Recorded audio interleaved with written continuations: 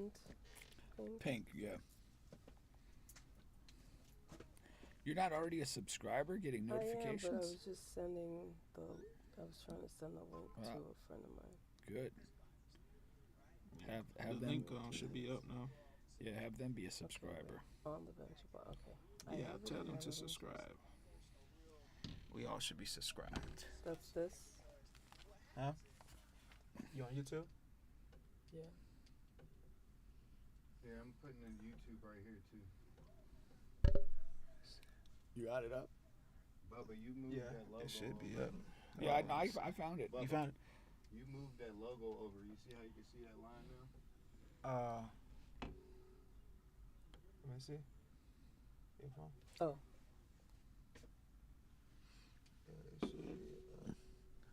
Oh, you got to get to the page. Yeah, that's it right there. So you take this. Yeah. Now the link is copied, and you can just paste it to whoever you're sending it to. From the Sunshine State, the great state of Florida, and what does your Uncle Charlotte always say? The craziest people in America come from the Bronx and all of Florida. I'm Big Bubba crossing my black car. It's booby traps and pit bulls crossing my backyard. I'm still strapped, boy, these handguns on Vanguard. I like going against the grain cause my hand hard. Bae, I used to thug hard to see this crack hard. I don't thug nothing but the motherfucking task force. Me and two root running shit, we like the fat boys. Paid cash for it, so I try to and fast forward. I put it all in your face like you asked for. Most of you love frontin' like the dashboard. I get it chalked out like the blackboard. I got the ghetto off glass like the backboard. Most of my niggas ride till it ain't no gas for. We been outside like ain't no map for. Been outside like ain't no map for. I swear to God, these motherfucking jets in Florida is different. Man, I was at this house the other night. Gave her a little son one melatonin, thinking this little motherfucker gonna go to sleep. Hell nah, the little motherfucker ain't go to sleep. I ended up giving this little the whole goddamn bottle. He ate them all. It was up all motherfucking night. I'm in all white ones. Picture could get me a Cy Young. We feel like nuns. No f***s giving like Spice One. We feel like bums. Don't change that I might run. Feel like buns. Shit sit when the price jump. I got white bumps. These bags kill it price plump. You only die once. I know you a snake with a sliced tongue. I can't trust you. I'ma dust you. Ain't no checking temperature. It's f*** you, then it's f*** you. These laws I'm stuck to. You know how many 12-12s I run through? My get cut, but my girlfriends get cut loose. My get hit like kung fu. I love the streets, but they never told me I love you. You already know. I'm straight from Florida, G. You know, bottom of the motherfucking map. Home of motherfucking Uncle Luke. Home of Trick Daddy. Home of Kodak Black. Nothing but gold teeth, wigs, and motherfucking sticks. You already know. Bottom of the map. FLA. Shaped like a motherfucking pistol on you. Have you, won't it?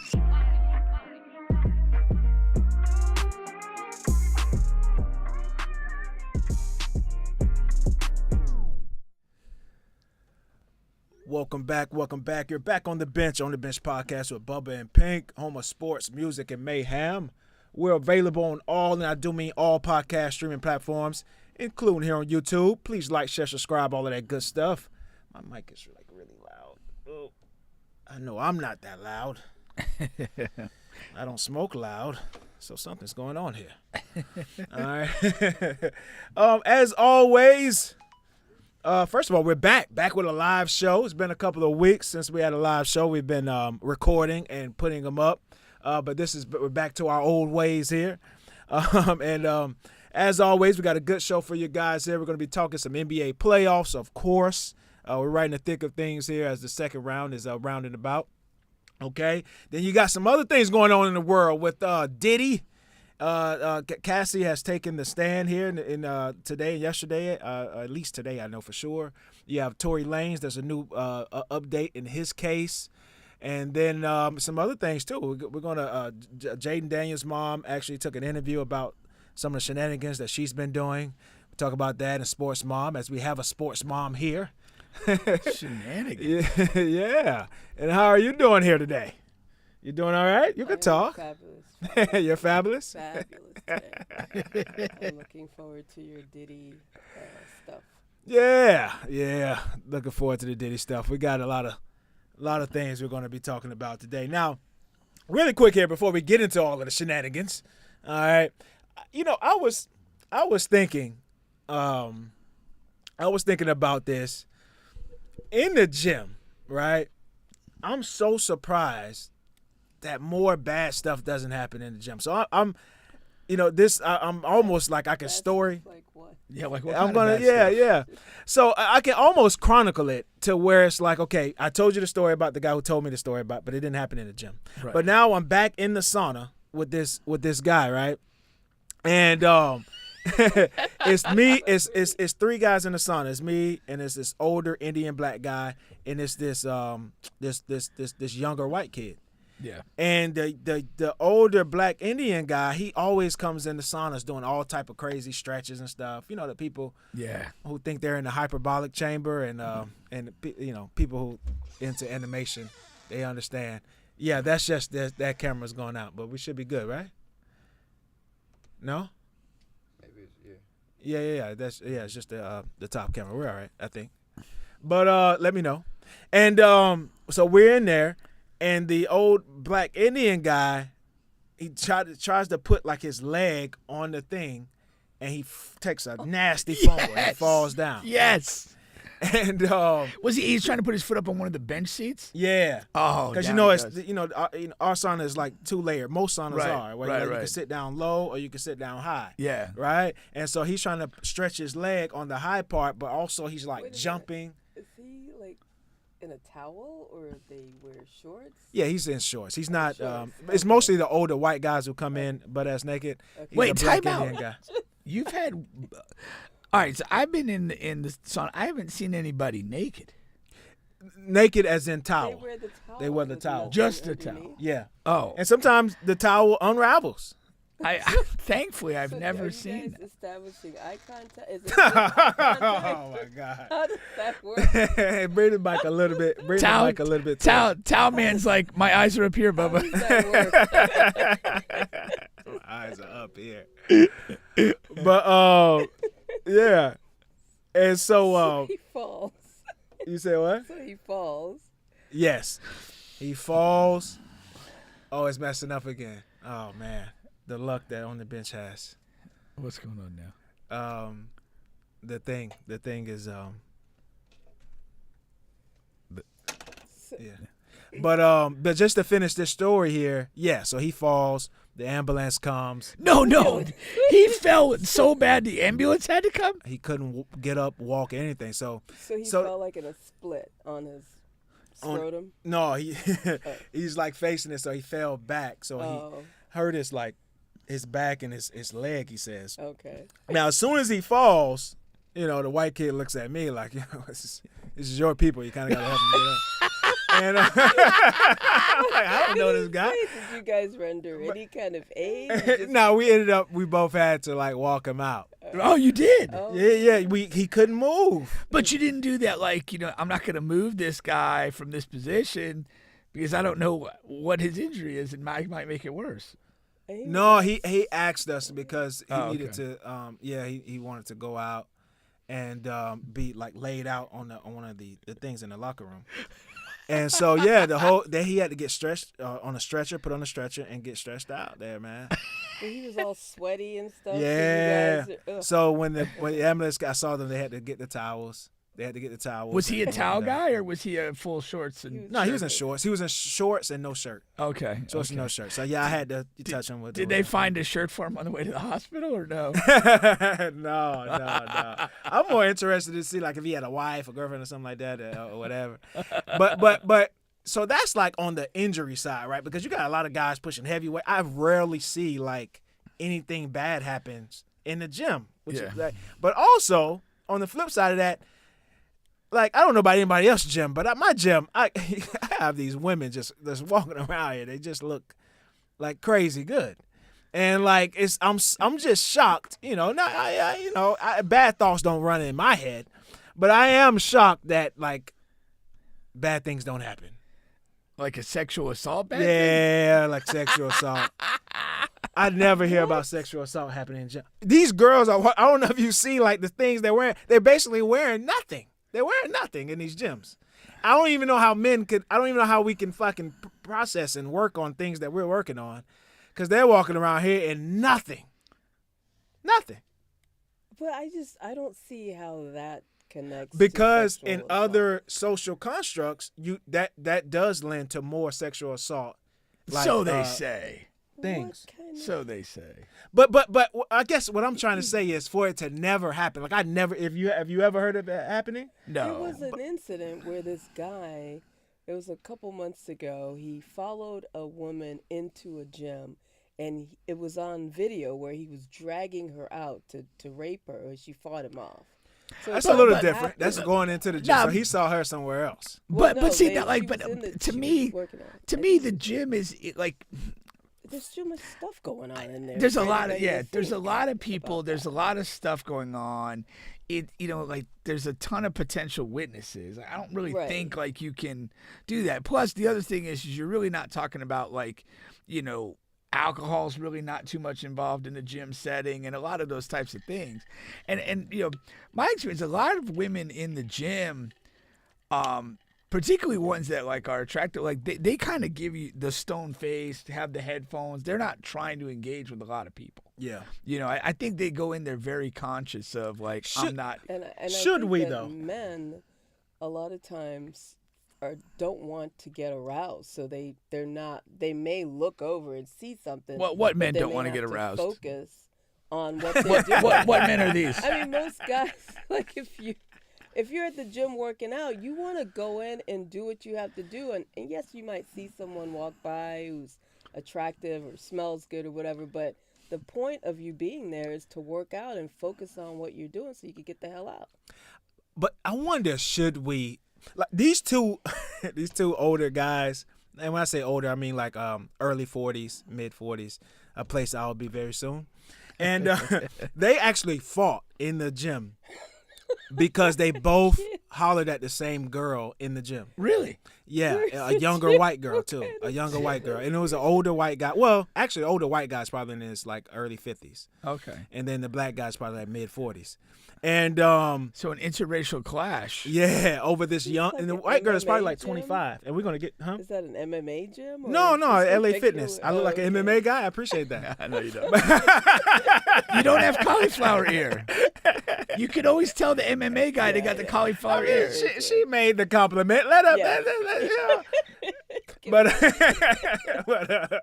But no, like yeah. So it's at a regular like LA Fitness gym, and my point is like, white guys don't approach women more in the gym. And we kind of talked about this before. We a did while have a back. segment on it. There was ways to do it. It's about Yeah, the was ways to the do idea. it, but it still is not done like often. Yeah, because Yeah. I just feel like that is like the least. I mean, there are women that are very attractive and you're wearing all your little gear and stuff, but I think I would be, unless you catch me at the beginning when I look fabulous, if you catch me at the end, I definitely am thinking something's wrong with you if you think that this is the appropriate time to Yeah, shoot your I wouldn't shot. even break it down like that. That's interesting. It is interesting. Nah, I think the trainers have the upper hand. Like the trainers are going to individually work with like a particular person because I think for them it's like shooting fish in a barrel. You've got this woman who comes to the gym. They may not know what, how to do different things or whatever. And you're kind of become like their mentor. You kind of feed their self-confidence and watch them improve. And you're kind of connected to all that. And it just kind of falls in your dick. Well, you get the conversation and all of that and all of that good stuff. It's like because that's really the biggest challenge. it is. Because Engineering and a that's why that conversation. whole engineering conversation, because people go in there, like you said, they are working out, you're kind of getting after it, do whatever you're doing. A lot of people do like the headphones things or just the hey, don't talk to me face. Both, I mean, men and women both, like if they're working out seriously. Yeah. So it's it's kind of one of those things. And I think the gyms kind of also take on a little bit of a reputation where some gyms the vibe is more of like a social see and be seen type thing, and then other gyms are really just for people like straight up working out hardcore. So it's really not as ideal a place as you would think, because there's really you said, it depends on the gym. Yeah, Because there are certain gyms that I've gone to a couple, but as you can tell, I don't go very often. But the point is, there are gyms that you go into and it's like more of a fashion show, and social. Nobody's really working out. Yeah, You're yeah. just walking around, strutting around. Yeah. Versus somewhere that you go in and you see fisticuffs. And so the sauna thing was hilarious. No, it It's is. very unnerving though to go back to the sauna, and when you're in the sauna and someone comes in, and women are known for like just walking around naked in the locker room, and I am always shocked when I see that. Like that's just way too much for me. Do guys do that? All right, so here's what I got to say. I've been a member of 24 Hour Fitness until recently, and their steam room sauna was like for everybody, men and women. Correct. It was in the pool area. And so you would go in there, and you had plenty of days when it's just a bunch of creepy old dudes, but other days when it was like, mixed crowd of, men, women, whatever, and it's cool. Now, like at eSport, it's like in the locker room, and it's just dudes. But thankfully, I haven't been at the same time as Bubba because I haven't seen any towel men. That's a weird look to me. Keep on living, man. They're in there. I don't know if I want to. Yeah. So, yeah, the towel guys are weird. So, no, I mean, basically, most times it's like people are always seem to be wearing like shorts. A fair amount of them wear a t-shirt too, and that's kind of the mixture. No, yeah, that's just something that was going on in my head here. Let's get to the meat and potatoes of what's going on this week here. And once again, you're still on the bench podcast with Bubba and Pink. We have the Diddy trial going on here, and we've had a couple of witnesses going up, and the star witness and Cassie, she took the stand, and there was a lot of things to say. And my overall takeaway from this is, and I've mentioned this one time on the show, but just to give us a tiny bit more details here. Like when I was younger, a younger guy in late teens, early 20s, I would, always say that I'm a freak. One thing, Pink, that you don't know, you don't know this, Pink. Yeah. I mean, well, you probably know that I used to rap or whatever. I know that. But you never heard my music, and I used to take it like really serious. I had paid shows, first of all of that. So I did, what I'm saying. I heard one song. And like Uncle Luke type stuff. No, not Uncle Luke style. But still very, very down south sound. And one song I had was Certified Freak. That was my single I had with me and Carvis. It was on the radio, in Daytona and things like that. It did pretty good. But, like, that's my point to this whole thing is that's how much I thought of myself as a freak. Until I thought of that all the way up until I actually came across a freak. And I was like, oh, I'm not a freak. I understand now.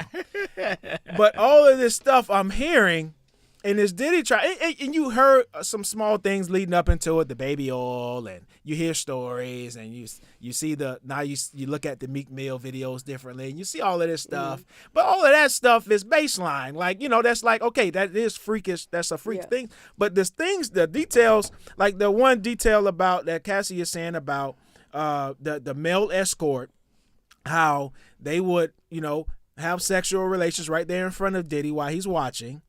He would finish, he would finish on her. Then she would take his magic juice and then rub it on Diddy's nipples. That is different, man. That is so different. Did they there's no camera in the courtroom, right? Right. So we can't even see the expression on his face when she's giving this testimony. No, see if they have people doing these. Apparently he's in there reading the Bible. Yeah. He's what? What a bullshit move that is. He's in there reading the Bible. My Lord, help me from jumping across this table and jumping at that bitch's ass again. And the people that, like, they're drawing, like, what's going on in there, and they'll have, like, this is one facial expression he has. They have one where he's, like, smiling, laughing. Then they have others where he's just now reading the Bible. Is she and that's pregnant? what they got that from. She is pregnant. She better be pregnant. They had to move her up in the, in the list of witnesses because she's due very soon. The father of that kid's having some regrets. Her husband. Yeah. So I wonder He's like, man. if he told her, if she told him beforehand, about all of these details. Well, she wrote a book, apparently. But it didn't have all of these details in there.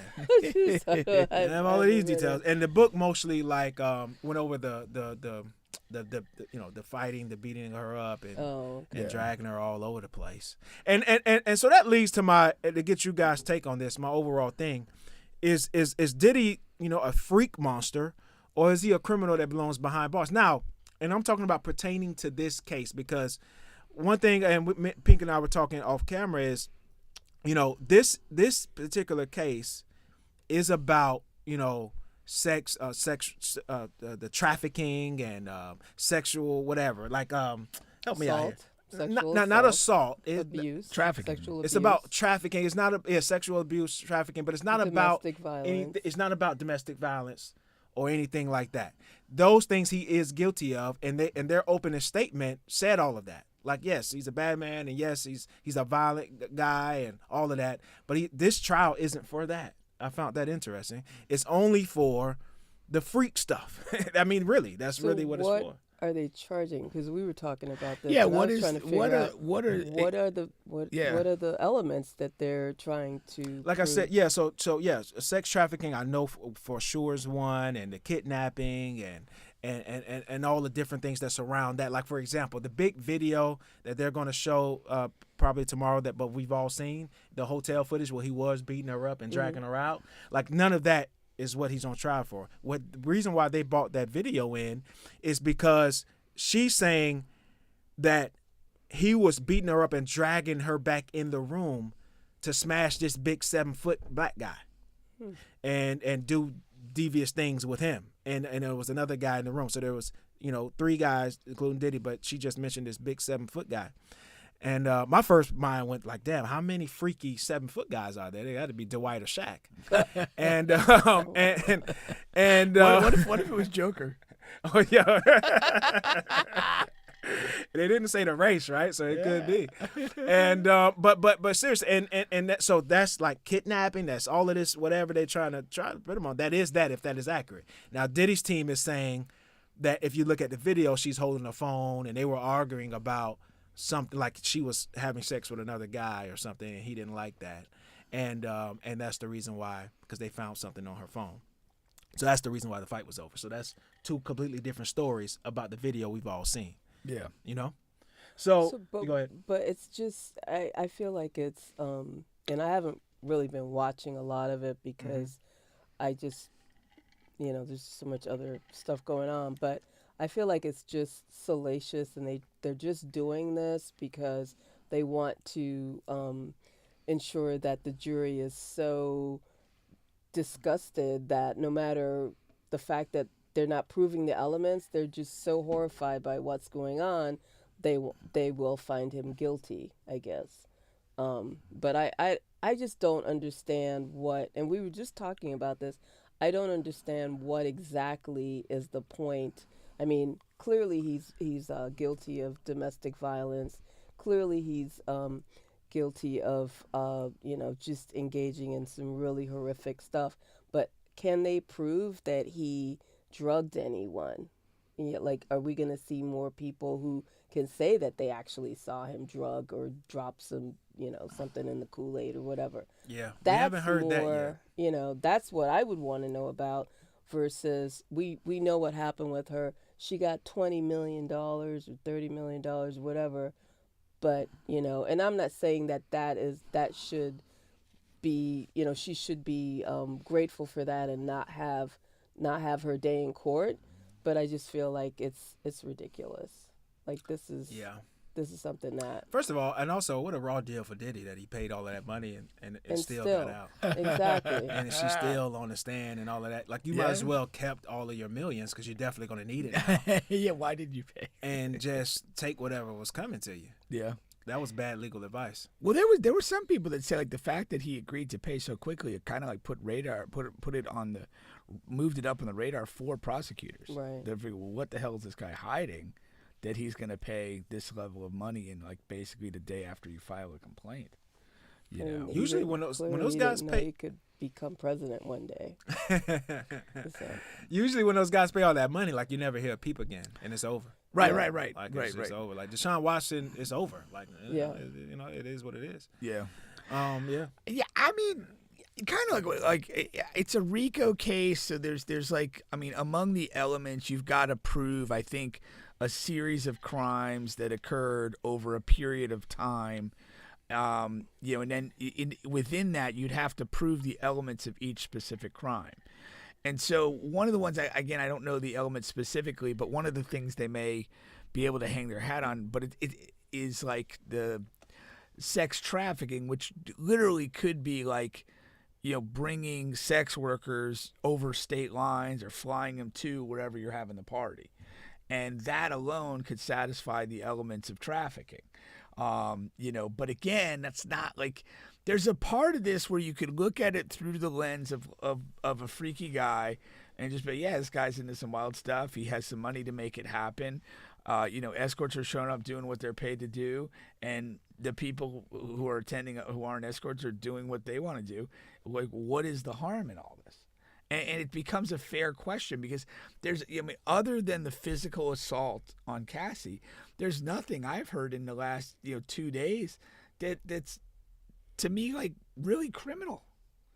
That when you hear it, you're like, oh man, throw that guy under the jail. We're not hearing that, like from what's been presented so far. So they may be able to just kind of connect a mass of relatively mild charges, prove those elements, satisfy the requirements of RICO, and get a conviction. But I don't. Again, you're spending an absolute ton of money to do what in the long run?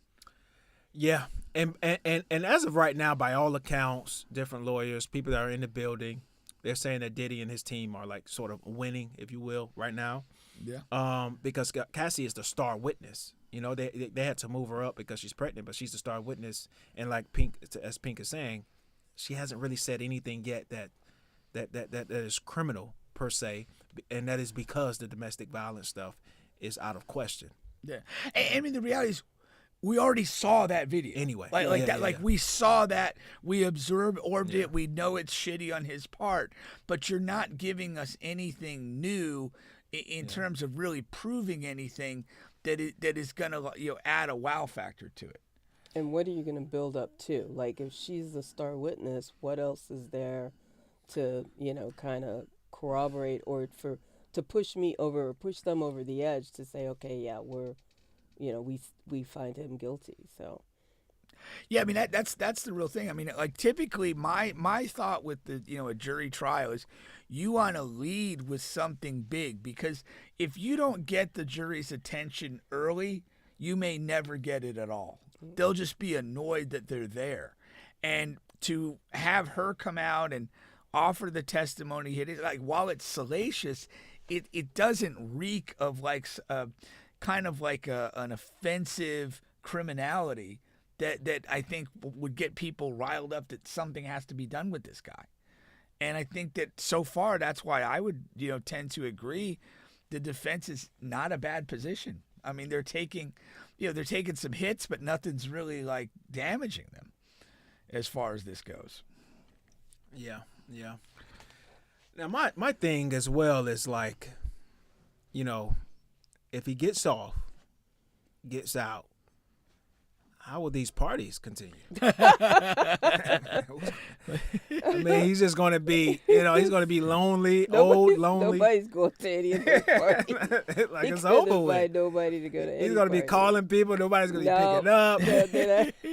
What is he going to do with himself? He's going to probably wish he just was in jail. Yeah. I mean, that was his entire life. Yeah. Music and party. Yeah. And the music has been done for a while. He just had the parties. Yeah. No, I don't know what if he gets off, I almost feel like maybe he just kind of like low keys it in another country and just kind of lives out his days. Yeah. You're never going to be what you once were as far as like a public persona. Especially now, he looks like Grady or from Sanford and Son, apparently. Yeah. Oh, yeah. That's what they're saying. Yeah. The way nobody's going to be attracted to that. He's looking pretty rough for sure. But some of this stuff, like you mentioned, like the whole like dude's jizz on his nipples, like that's just really unsavory. Unsavory. I guess like she's taking a golden shower in the mouth. I mean, that's pretty wild stuff. It's just It is. And then you got But she asked for that though. yeah. What do Sure. you That's mean? the big She asked the escort for his testimony. the was she escort asked for it. testimony, yeah, and he's one of their witnesses. So that was like one of the biggest things that he was one of the first One of witnesses. the prosecutors' witnesses. Right. Oh, So wow. they and he just slipped up and said it because their opening statement was, yeah, and there was urination and he forced people to urinate on Cassie and others and this and that. And then the first witness they put up, this guy's like, yeah, and and Cassie would call and then I would get over there and she would ask me to urinate on her. I would ask her to if it was okay and make sure. So yeah, so like a lot of the things that she was saying, basically she said like, I was a willing participant, but some things just went too far. Yeah. So with that being said, it's like I don't know how you're going to be able to prove what went too far if you were down for most of that. Like Right. how is he Like, where's able the to line? think Like, where's yeah. the line? Because if you want to be peed on, I mean the line is where I mean the line has There's no disappeared. line. I don't There's no know. line. I mean I understand because we're not talking about the physical Right. and beating her up and Yeah. dragging her out. We're not talking about that because whatever. It's not a part of the case. So anything outside of that, where's the fucking line? Yeah, for sure. You wanted to be there. And you get into the whole complex power dynamic thing. And I think we were talking off the air. It's like, I am sure there are people that attended these freak-off parties and realized pretty quickly, this is not for me. Like, I'm not operating this way. I'm out. But, when you're talking about Cassie and somebody who's been, who's involved in this consistently and, and doesn't get away from the situation, it makes it hard to convince people that there's a part of her that did that there's not a part of her that wanted this. Well, I know that I read that she felt that she didn't have, that she was trapped. She didn't have any money to leave, and she felt that, at that point when he said he had the videos of her and stuff, so she felt like she had to stay and she had to participate. I still find that like she did have allies with some of the people that worked for him. Like to me, there could have been opportunities where she could have left, right? But then I also get the other part about, she wanted this. He kept promising her that he was going to help her career. And so there are, I've never been like starstruck like that. So I don't know if I can relate to that, but I've heard stories where people are like so focused on their career that they just keep figuring that this is a sacrifice I have to make in order to get that big break. Is that on Diddy or is that on Cassie? Right. I struggle because I read all of that stuff as well, and I'm here like because she's saying that he kind of like what's the word I'm looking for? Dangled the carrot. in Yeah, front of her, yeah. Blackmailed her into Yeah. sticking around, and because of the career, and I'll show these videos, and don't forget I'm the one that can make you blow up into a big star and all of Right. that, and that's why she stuck around. But see, that kind of echoes the R. Kelly thing, where he would a lot of the women, girls he was dealing with, like he would kind of promise, like kind of say he'd helped their career. But and I remember saying it with the R. Kelly situation, like there's a limited window of time if somebody's helping you with your career that something starts to happen, Right. and then it's like at another point, it's like, dude, the excuses aren't making sense anymore. And his career's going nowhere. The funny thing is, though, he did help Cassie. R. Kelly, I don't know any girl he ever put on. You know what I mean? Yeah. Like Right. as far as making it or doing anything. Yeah. I never heard any of their voices. Cassie Did succeeded. that one song. Yeah. She had a hit single. I'm pretty sure. I'm Yeah. like 90% sure he's the one that produced it. Yeah. Yeah. Like he did help her career per se. So I don't know. You stuck around and you got it. I don't know. Yeah. Aside from the beatings I'm talking about, Yeah. I don't know. Yeah. I don't know. Leave. I don't know. What would you do in a situation like See, that? I don't think men and women are wired the same way because I'm reading on like social media and stuff. The women's comments are like so much different than men's, and not only in this situation, but in other domestic violence situations. So I don't think I'm wired. Or I think because I'm a man, I don't see it that way. I see it as if a woman is beating on me, I'm leaving like that same day. Like that, there's nothing that's going to keep me there because I feel like my fate is in my own hands.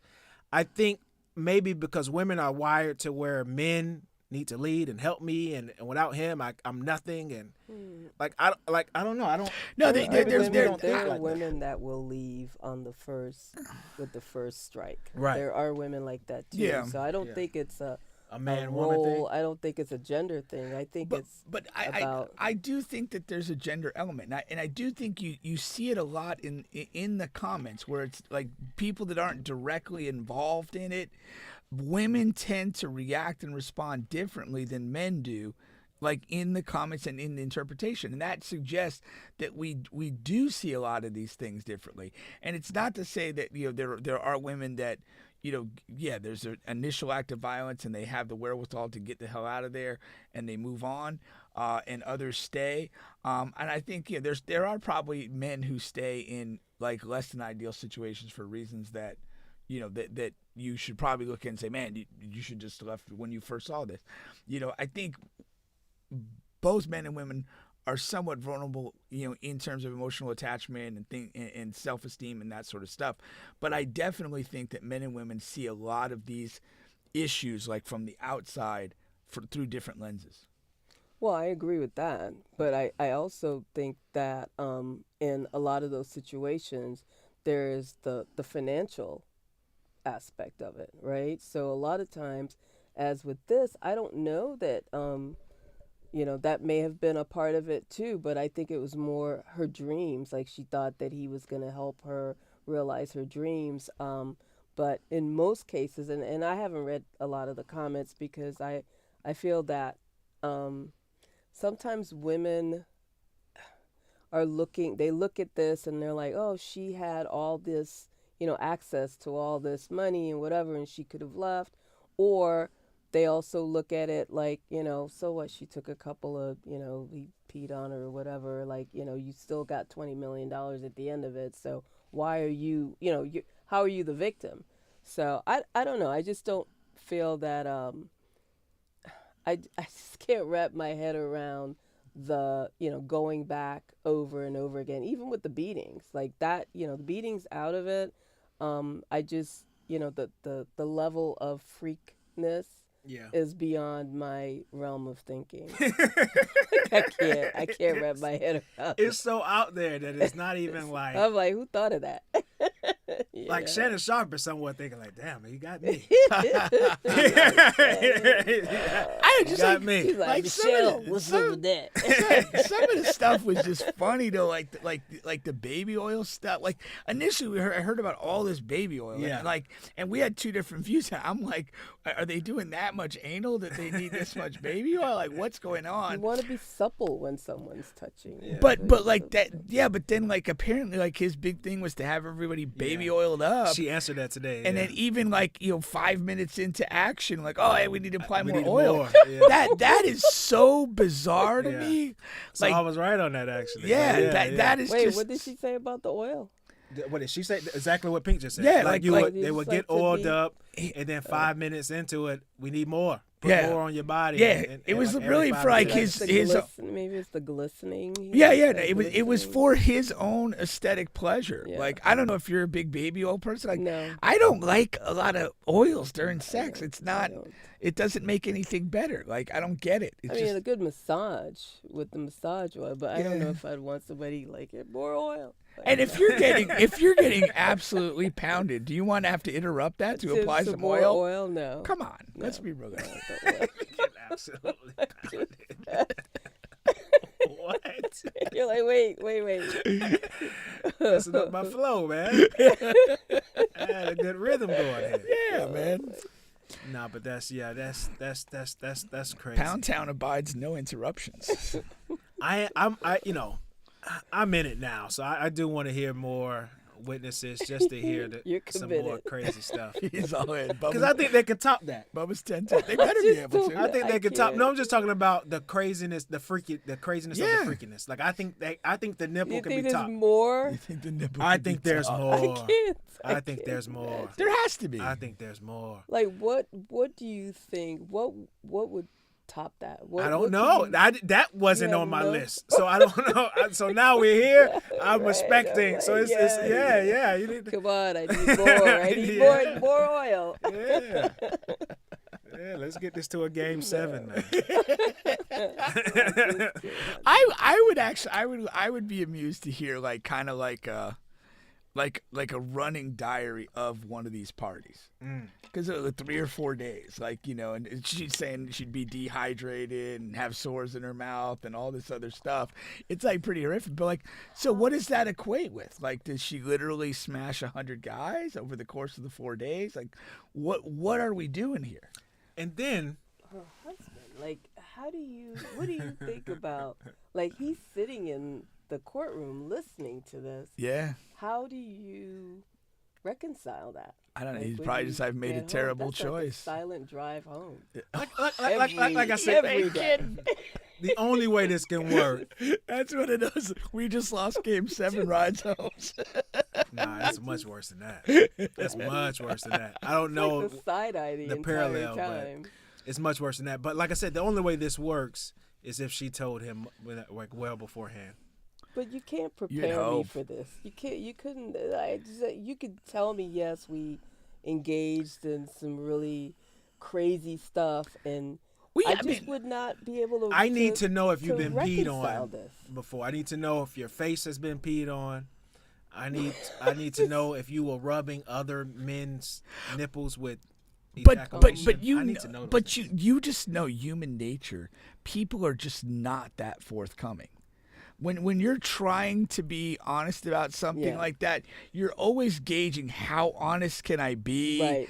and trying to make those sort of things. And there's always going to be a question that comes up in the trial that you're not ready for, and you're gonna get caught. There's no way, because the other thing is it's like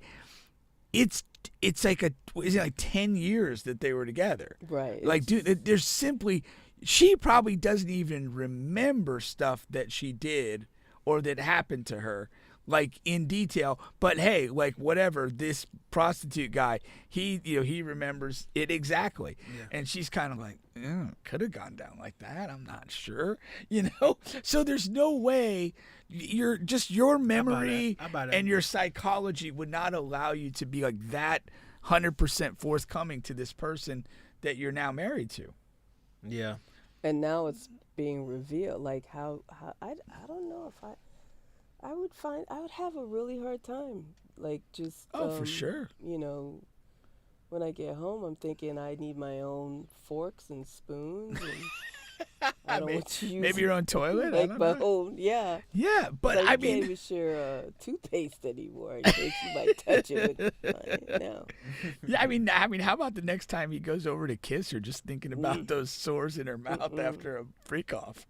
It is tough. That man. is tough, man. It's super tough. You got to be a different kind of animal. I wonder, like, and outside of that too, like everybody else that's coming up there, but without the camera, like I guess because we'll never know what the guy looks like, the hired worker, sex The worker, escort? the escort. It'll probably be revealed at some point. It could be after the trial. He'll be doing or whatever. something. He'll be on Tasha D or whatever. Had to get some extra money. No, for sure. Okay. He'll have a book out or Making his something. runs. Yeah, he'll make up through the podcast cycle. Yeah. Come on this show, man. Come on, buddy. Yeah, come But on. it's not on us, but but yeah, so I can see that guy will be revealed at some point. All these characters will be revealed at some point, because it's not like, I mean, there's no live video, but it's not like these people are being completely protected as to who they are. Right. But there is video, right? There is video of the shenanigans. No, I'm talking about the trial. Talking Like about the trial, yeah. Yeah, I mean, although we have like whatever the But yeah, artistic Yeah, rendering. Pornhub. But to You your think point, it'll be though, on yeah. Pornhub or something like that. Hey, One of Well, they took those- Pornhub away in not that Florida. I so- know. But XXNX. That's what I heard. I don't know. That's what I heard. But yeah, but we'll definitely see and what his trial goes. Like I said, they're bringing up more witnesses, so I can't wait. And next week we'll be talking about the next crazy thing that the person said. Yeah, is Meek Mill on the witness list? Yeah, I was just gonna ask that. No, I wonder. no. Why not? But Exciting. I'm glad you brought that point up because I was gonna I was gonna leave this out. Like there are people like Meek Mill that were a part of a lot of these shenanigans, and I wonder like. Will that get brought up? Like before the trial started, there were rumors that Diddy were going to like out different people just because like a lot of people he hasn't heard from and kind of cut him off, like Jay-Z and stuff like that. But a lot of those guys were there, like those were Diddy's guys. Yeah, it's hard to imagine that Diddy's guys, Meek Mill, Jay-Z, and all of these guys that he would frequent with, like be in the same place with a lot. Wouldn't know anything about this. Like I know they knew about the Cassie and beating up the girl or whatever. And it's okay to hide. I'm not saying it's okay to hide that, but that happens in like everyday men's friendships. But like the other stuff, they had to be a part of it. They just had to be. Yeah, dude, he fucked Meek Mill. There's that audio. We still don't know the that happened. Meek Mill you said think that was, definitely not. But he Of said course that he wasn't did. him, right? Didn't he say it wasn't him? yeah. Of course he did. 100%. Yeah, I just wanna that'll see the ruin his videos. career. Like, He I is, wanna see shall we pictures. say, intimately familiar with the goings on. I'm still not 100% convinced that Diddy is gay or Really? bisexual. Really? I'm still, until we hear something, I could be 100% wrong. I'm not What like do you sticking my mean? fork in that claim. Why would you say that? Well, like for example, the sex worker, I don't know why I can't, the escort, the male escort, he was saying how like when he got there, Cassie would say, "Hey, my boyfriend he's not gay, but he likes these different things." And then when Cassie got on the stand, she referenced the exact same thing. Like, he wouldn't do the things, like he wouldn't get involved sexually with the man, but we would have threesomes and like we would, he would be hitting me from the back or having sex or whatever while the other guy's doing something to me or I'm doing something to the guy. But neither one of those two witnesses referred to him doing anything with the man yet. And I figure, they were around a ton. And I they don't would have think mentioned that witness has come forward yet. I think that they're No, yeah, it's still possible. Yeah. Yeah, for sure, 100%. It's still possible. I'm not like whatever. I'm not dying on that hill, but I just don't. I just feel there's too much there, and history has taught us when there's too much There. percolating Right. that it's the truth is close to at hand. That is true. That's what I feel about it. Yeah, And it's like it is what it is, man. yeah. And it's 100%. okay if he is Bisexual. Yeah. or 100%. trisexual, whatever. Yeah, But that probably would be the case here. Yeah. a lot Trisexual. of those guys, I think there are a lot of black artists that are on the DL or they, because of how black culture looks at homosexuality, they keep that, they're not out about it, and they're just trying to, and I think because of how powerful he was, and because of his fame and the fortune, I think that he probably he just wanted to do more and more outrageous things because he could. He wanted to top himself. Yeah. That's an egomaniac. Literally. Yeah. But there was this guy, this artist, he was on the Joe Budden podcast. And what he was saying was, what's in the case with a lot of those high level guys is that you have sex with so many women to where it's like, that's not enough anymore. Right. And it's like you get to that number where like sex with a woman is just not enough. Like something else has to get added in here. Right. And a lot of those guys, whether it's in the news or not, whether you know it or not, they're into a lot of crazy stuff because of that same reason. I think It's there's because they probably some can. truth to that. Yeah, and because they can and have the resources to Right. and whatever. Yeah. All right.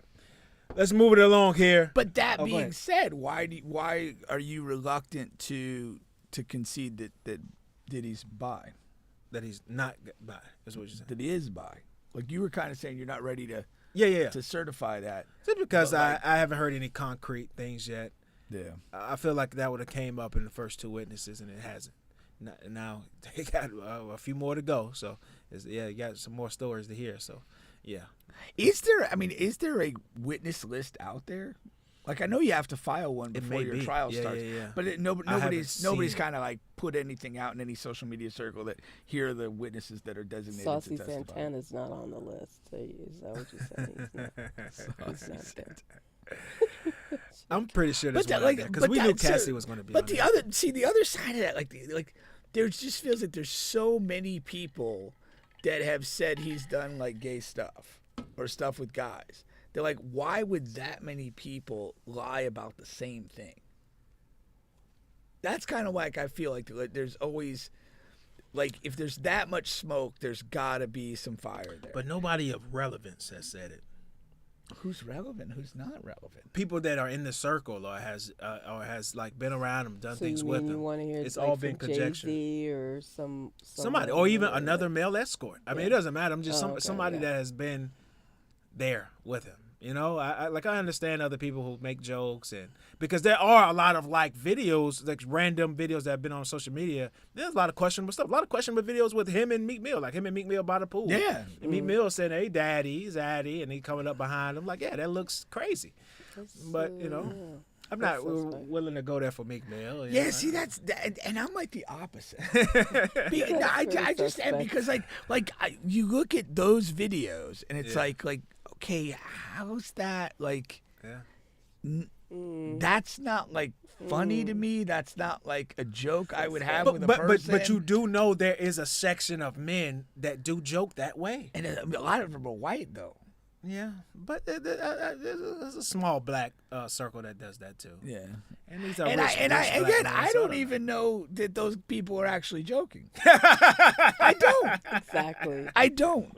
When I was in college, I went to one of my high school friends. I went to visit him at his college. I was driving back to Connecticut, and I stopped by it. He was in a frat, and it was that. Like, I just want to get the fuck out of there. Like, it was bunch of, Like so slap jokes, ass, yeah. like hey, slap just every every gay type of humor that you could, Yeah. and it was just so like over the top, and it Unnerving. was so incessant that I was just like, what is going on here? Like, this wait a is minute. not that funny, Yeah. but like, you know, do you I'm guys really do uncomfortable. this stuff? Like, is this maybe who you all are? Or are you coming to grips with that? And that's fine, but like, I wasn't interested in it, and it was just one stupid joke in that lane after another, and it was just kind of like, We're what trying is to going soften on you here? up, Brian. There's other areas of humor. They were Try to softening see. you up. They I wanted mean, to it's see if possible you- that they were. I mean, I'm not ruling it out. Because it simply wasn't that funny. Like, you know, that's your only area of comedy for like 72 hours. All right, here. Let's move it along here. We'll move it from one trending news story in entertainment to another. Okay, so Tory Lanez. There's been an update in the Tory Lanez case with Megan Thee Stallion and her friend. So Kelsey is the friend. Okay, her bodyguard broke silence, claims that the friend Kelsey shot Megan Thee Stallion, and he stayed quiet to protect her. Again, that's the Wait, bodyguard. that was the friend that was in the vehicle. Right. So That got out, and they were running together or fighting. They were fighting. outside? Right. And So okay. So Megan Thee Stallion found out that Tory was smashing her friend. He knew that. She knew that, but was smashing the white girl that they were leaving the party from. Okay? So Tory and Megan was already arguing about that. Apparently Kelsey probably jumped in or something, and then they got into an argument. They're driving, right? So they had to stop the car, get out, and then that's when, Megan Thee Stallion, I keep telling people, she's huge. I've seen her in person one time. She's huge. So Kelsey, instead of fighting, I'm not going to fight you. So she grabbed the gun and boom, boom, boom. Now, I don't know how any of this wasn't permissible in court, but you have the eyewitness, the one witness that said he saw the two women fighting and whatever. He did not, and the two men break it up. He didn't see any man shoot a gun, grab a gun, touch a gun. There's also Tory Lanez prints are not on the gun. Not only that, they only took DNA of Tory Lanez. They didn't take DNA of anybody else there. So it's not like they were trying to find out who actually shot it. They're just painting him as the shooter. Well, why him? Huh? Why him? That's a good question. And that's what they're trying to figure out. But those are facts of the case. Well, he was the soft target. And Megan Thee Stallion said he's the one that shot me from the very beginning. So he's the one that shot me, and then she went on this long tirade of, you got to protect black women. And let me land here. Let me land here because I've been on this for a while, and clearly, she's like, I think there's so much that I think about this, but number one, Megan Thee Stallion needs to be in the same prison that they're trying to send Diddy to. She needs to be in the same prison that Tory Lanez just got stabbed up in 14 times. The doctor said it was a fucking miracle that he's even alive right now. Just got stabbed a couple of days ago, a week ago in prison. He's in the hospital right now, okay? And then this news comes out. All of this is like a movie. They're trying to hide it. Why should Megan be in prison? She's a liar. She made a false accusation. She did not make a false accusation. How did she not make a false accusation? So why didn't her friend say that I shot her? Tory is and again, I think Tory has already received he has already received the punishment that he should have received because he is trying to take up for 2 whores of Babylon. And God. and that's his problem. He wanted to be a real man and a real guy and I'm going to protect, black women. He was not protect. He was dogging her out almost immediately. He's protecting Kelsey because Kelsey is the one that shot Megan. But why would you, if you know that you're going to go to jail, why wouldn't you just say, look, this is the person that did it. I had nothing to do with it. Some men are really sick in the head with like protecting women. And I must protect garbage. This. And then they go even further, like I got to protect black women and I'd rather go to jail versus you going to jail. And also you got to remember he was romantically involved with both of them, right? So in his mind, he's protecting a woman. I'll go and I'll take this. I'm a man and I'm, he's a rapper, so he's like a thug guy. If there was no evidence, like he was found, and I'm not saying everything. Well, yeah, in this particular case, he was found guilty. He was always saying that he was not the one that shot it, right? Yeah, and so they're like, well, who did evidence to either there was evidence to support it or there was no evidence. There was no evidence. There was no evidence to support it, but they had Megan Thee Stallion's claim that she's pointing directly at him. He's not pointing at anyone. That's the evidence that they have. And that's what sent them. But literally, she they have said that he shot her. So yes. I mean, and he didn't deny it. He did deny it. He's always denied it from day one to now. He just never put a name on it on who did shoot her. She knows who shot her. Her bodyguard knows who shot her. Kelsey's bodyguard knows who shot her. Everybody knows who shot her. And Megan Thee Stallion, and they still went along with Megan Thee Stallion's lie. That's why Kelsey and Megan Thee Stallion, they're both whores of Babylon. And you cannot go down protecting whores of Babylon. And that is his mistake. He's already paid for it almost dearly. But now it's over. Let's get him home and let's replace him with Megan. Why would Megan go? If she didn't shoot herself, then why wouldn't you say Kelsey goes to jail? Kelsey's the one that's guilty. But if you make a false accusation against somebody, like there was a woman who it was like I think he was a high school football guy. He was like a 5-star guy. Yeah, the one that went to jail for 10 years. Right. Yeah. That girl should go to jail for that. So you think that she would just she could not have been, because she got shot in the foot. Yeah. Right? Away from the vehicle, from what I remember. Mm-hmm. And she said that he leaned out the vehicle and he shot her. Yeah. Dance. Is that not a plausible? That's not plausible. But what I'm saying is, if that is not true, and there's a guy saying it's not true, if she went along with a false story that resulted in the imprisonment of an innocent person, she should be held accountable for that. I think she's already gotten shot. I think that's enough. That is nowhere near enough. No. I'm just that's I just- It's nowhere near enough. I think the person who shot her should go to jail, and I agree with you, serve. but yeah, if- they both should be in if- there. But I don't think that the victim should be. You She's not don't. a You don't. victim. You don't think the woman that made a false accusation on Emmett Till should go to jail? That's not the same situation. It is. Why is it's that? 100% is. Why is it not the 100% same? it is. Because she was never. It is the woman a false accusation of a crime.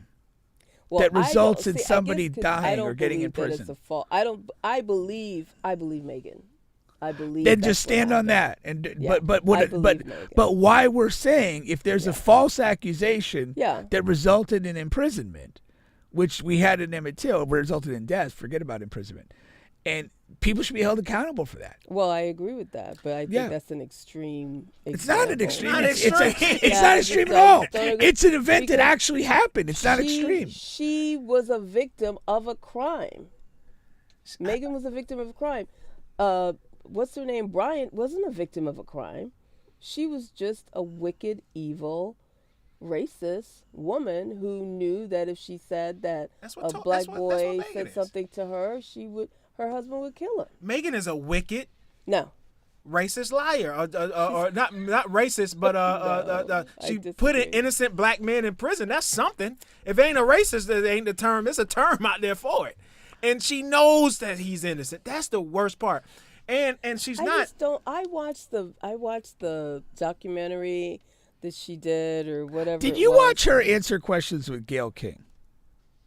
No, I did not watch that. Oh, go She back, go was and watch simply asked, "Did you have sex with Tory Lanez?" Uh-huh. And she couldn't answer that question without being deceitful. that. like, Was- But what does that have to do with him shooting her, though? Because that's who she is. Oh, okay. Well, I disagree. I think And- with respect to what happened, I believe her. I think that he shot her, And and then- they were and- all drinking, and it got out of hand, and he shot her. But okay, so if he shot her, and we're in year whatever, we're in the new age of whatever technology and stuff. Mm-hmm. How can they not have found any of his prints on the gun? How is not one iota of his DNA on any of the fragments or anything, like anything attached to that? And that was displayed in court. It was like, it's not something that was way after the fact. These are facts of the case. Like that means something. So how? What did the That don't what make did that the doesn't make you jury- question it a little bit. What did the jury base their decision on? Who knows? Yeah, who knows? A lot of people were paid off. I believe all of this. Now with this new story coming out, I believe a lot of this. That Jay-Z and the label stepped in, paid off a lot of people because But wasn't he on the label with Megan, No. or he's on a different label? no, Oh, he's on okay. a different label, and all of that. I believe all of that stuff, and like I said, man, again, he shouldn't have protected the friend. I agree with that, and that's his mistake, and he's living with that mistake. 14 stab wounds, damn near dying. Okay, but once they're hyping, like they're getting this back in court, and once this goes to, hey, he didn't shoot her and this and that, and now they've already started spinning. So now Megan Thee Stallion's reps, they had a video out today, and he was saying, you some people go out and get wasted and they forget everything that happened the next day, and there's possible that you don't know what happened. Like, get the So fuck they're out of here. Stepping back from what she said. That wasn't Megan. It's Oh, just okay. reps that Just in represent general. Okay. Megan, and that's letting me know where they're gonna go next time they get in court, because this is like they can't fight this evidence and the witness that's gonna stop the stand unless they try to kill him, and it's like that's nowhere near good enough. If like they can't come with that shit there. Oh, she was so drunk and she just forgot and this get the F-U-C, you know what out of here. One of my problems that I always had with this case, though, is that there were a lot of holes in the case that were never fully addressed or dealt with. But even accepting if he did shoot her in the foot in what to me, it's not even controversial that this was a bunch of drunken people getting out of hand. Right. Under however you want to split that, shoots her in the foot. The 10-year sentence was absurd for that. To begin with. That was just beyond absurd. Was that in Texas? Not the California, no, or no? That's a good question. California. I know because Yeah, Megan is Yeah. from and in Texas. But I thought it was that one of the. It might have been California because it's one of the Was it famous like a white girls' Jenner houses. party or whatever? Yeah. Oh, okay. So yeah. So I'd assume it, yeah. But I thought the sentencing was ridiculous for what transpired. I agree with that. I think Even that even if you accept that he did it under those circumstances. right. But I feel like again, if they were all with- under with the under gu- the with- influence, then there was no intent. So it was clearly an accident, or like I don't think that a 10-year sentence is warranted based on agreed. on those facts. And then there was legitimate questions about the evidence and who saw what and who didn't. Yeah. And that I don't. Yeah, I really don't think the jury did a very good job at all in this. Well, the prosecutor, why would they even take that to trial? To make headlines, be a celebrity. Okay. Yeah. Yeah. This is a high-profile case with these young But stars. it is curious that this comes to light after he gets stabbed. Yeah. And it's kind of like, to me, it also speaks to like an element of guilt that now that the guy damn near dies, oh, wait, let me try and say what I could say to get Yeah, him the out of here. bodyguard. Yeah, the bodyguard. Yeah. Like shame on him too for whatever. Yeah, saying but he's I trying mean, to protect this him, too. this whole the timing of this reeks of some sort of guilty conscience mentality on his part. Yeah. And he's talking about he's trying to protect, Kelsey too. Everybody's trying to protect the whores of Babylon. They need to stop the protection. That is the problem. Let's protect. I'm all for protecting real women and women who sensible women. But all whores of Babylon need to be outcasted and taken away from fucking society. That's what needs to happen. And it needs to start with these two. Make an example out of these two. Once the results come in, let's send them away for 15 to 20 years. Like whenever, and I understand this is a new thing, but this needs to happen because over the course of time, there has been a lot of different instances where women just simply lie on men and get them incarcerated or get them jammed up and things like that. For the sexual assault and this and that and all of that is true. Those men should be, whatever, take them to jail, remove their nuts and all of that stuff. But for the ones that lie on the men, the successful men, even when Tory gets out, even because this is going to happen, when this new evidence and other things like that, his whole career is fucking gone. He's 25, 24, 20, whatever, however old Tory. I know he's been on the scene for a little while. I may have his age a couple of years back. It's over with. It's just like Diddy. I don't agree with that. I think he's gonna, because there are people like you that are like, just gonna be. Yeah. I'm gonna buy the album. I'm gonna be at the concerts. I'm gonna buy the shirts. Yeah. Yeah, So, you're right. I mean, You're right. There's You're like right. people that are gonna be like, Tory Lanez is back. So I don't think that's the end of it. Right. I mean, I hope Drake give him a stimulus package and whoever. If Kendrick is the guy now, I hope Kendrick give him a Kendrick verse. might, I hope we give him a invite verse to or Cali. something. Somebody needs to really look out Go for to him, man. Oakland and hang out with Too Short or something like Yeah, that. yeah. Get Too Short on the feature, man. That'll turn things around there, man. Get you in the clubs. Okay. That was good stuff. All right, you're still on the bench podcast with Bubba and Pink.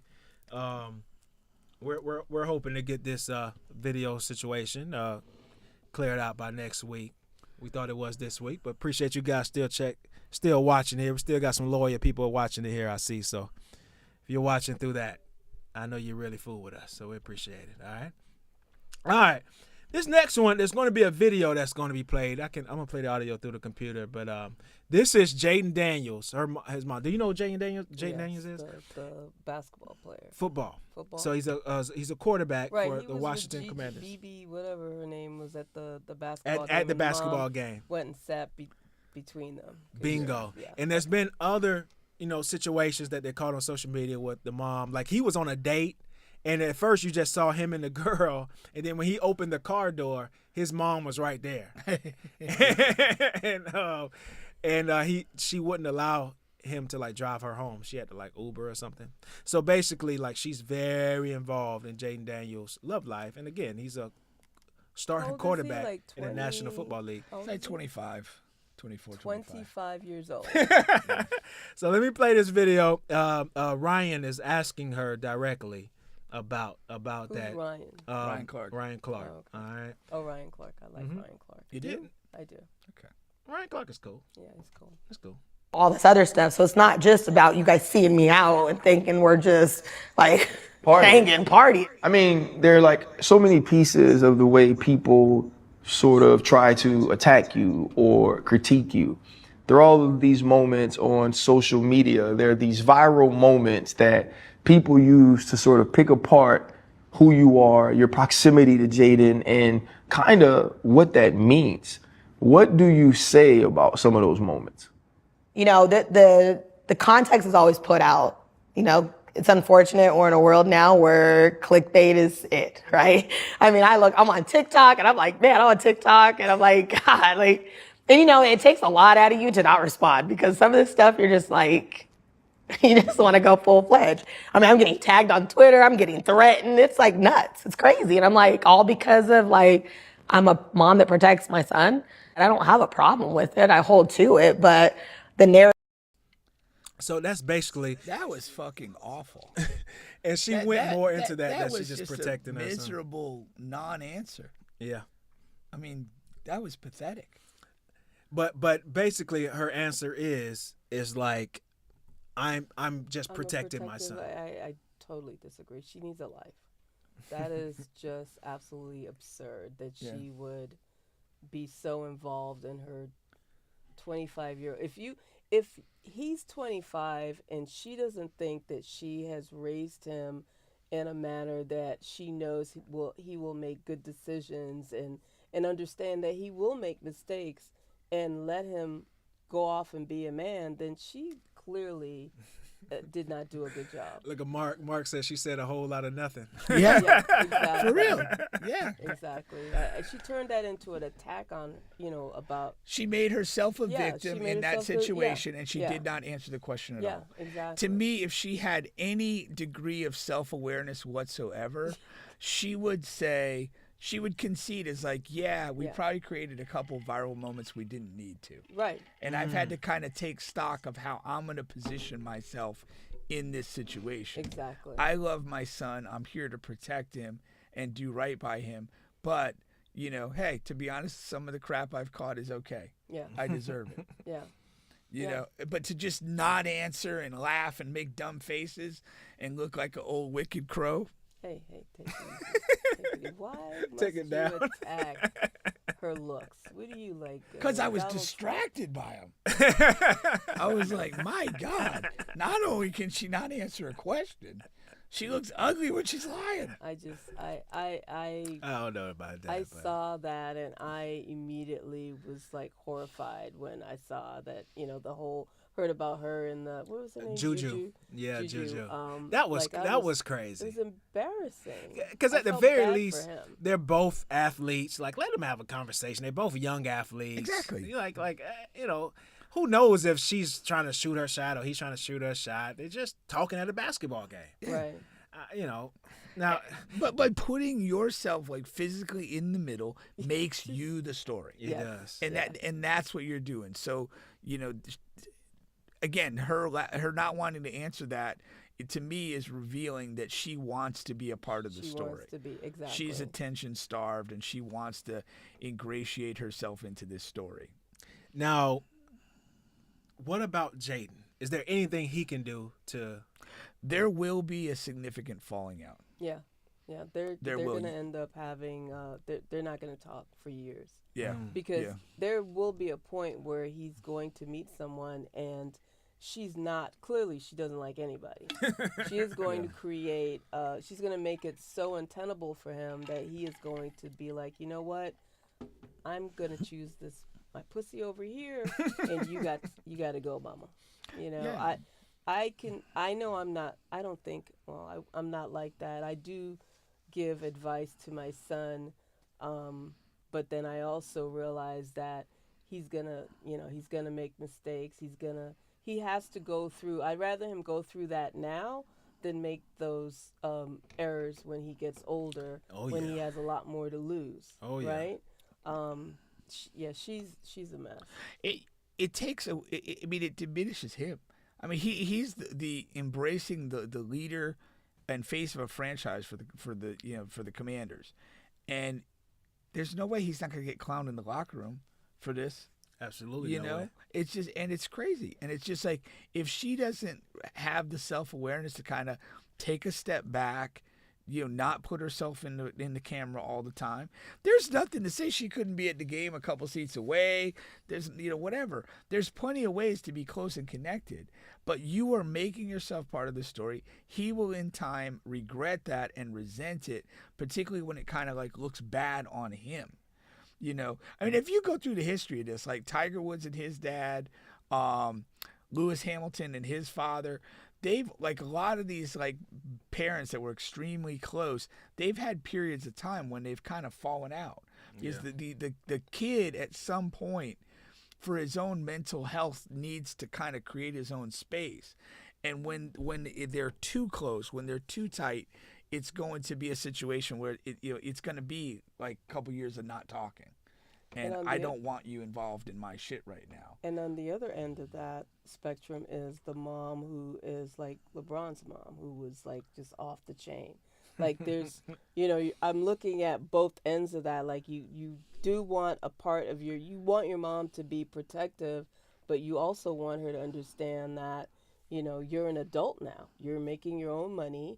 And I think she's his momager, so she's handling the purse strings too. Like, come on, you have to let the him business side grow. So I don't know. I feel. Now, isn't Lamar's mom his manager? Yeah. And here's the thing. I'm going to credit her. She's been his manager, and I'm aware of that since the draft, I believe. And she's had that role now for 8 years or more. You never see her here. You don't see her. Occasionally somebody, Baker Mayfield had a funny story about interacting with her. She's handled this perfectly. Yeah. And Lamar is, by all accounts, a great dude. Yeah. Great human being. And, she's done it right. And so, you don't have to put yourself literally in the middle of everything to do a good job of raising your kid. That's why this is about her and not about Jayden and her alleged mission. Yeah. The one thing I will say about LeBron is after that incident happened, though, like, with the teammate, with Delonte West. Like, you never heard a thing from her again. Right. I don't know what LeBron did, but he might have her like in the basement. He did something. Tied to a chair. Because you would see her out a lot. Baby all for your ass. You better go sit down. And not for nothing. I don't know if LeBron is in the mafia now, but Delonte took like a harsh turn after that too. Was that the one that became homeless? Yeah, he's like out on the street. He's like, it's like, wow. I think I thought Mark Cuban kind of like he tried helped him out for a while, and it didn't really stick. stick. He showed some progress, and it fell apart. Yeah. So. It's that what is that thing that Illuminati? Yeah, Illuminati. Illuminati ties, man. Yeah. Cost my family, you're done forever. Gotta be careful.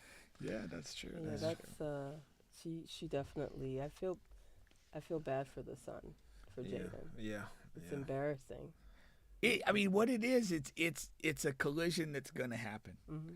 And, we're just not there yet, but it's going to happen. And because you can see it coming, you do feel bad for Jayden, because it's like your mom doesn't need to put you in this spot. No, not at all. Not at all. That was like when I used to go to Julian's games and scream from the sidelines. I didn't realize until one day I was watching some video of a game, and I heard myself screaming the entire time, and I was like, oh my God, that does sound bad. And he was like, Mom, you're the only one yelling. I can hear your voice. I don't hear anybody else's mom. And I was like, I had to like take, stock in that and say, okay, well, I need to tone it down a little bit, because I am embarrassing him, because, I just didn't think, I thought it was funny. Yeah. And I thought I was showing my support. Yeah. But, it's like you have to have self-awareness, right?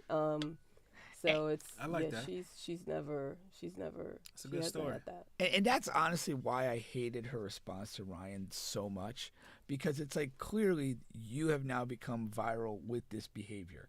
And if you can't say, hey, man, probably could have done things a little differently, or that's not what I intended, and I'm going to be kind of, walking this back a little bit, then you're just, you're just lost. You're hopeless. Hopeless. All right. Let me save the NBA for the end. I have another one. All right. This was a good week for these type of stories, so I'm glad you came in here today. All right. So you have Paul Pierce. Do you know Pierce? I love Paul Pierce. Oh, I wonder how much you're gonna love him after this. He's hilarious. So Paul Pierce says NBA players and a lot of other black guys, they date white women because they apologize more, show more appreciation, and don't mind being held accountable. Ixnay on the Paul Pierce. He's done? He's done. He's done for me. Okay, next.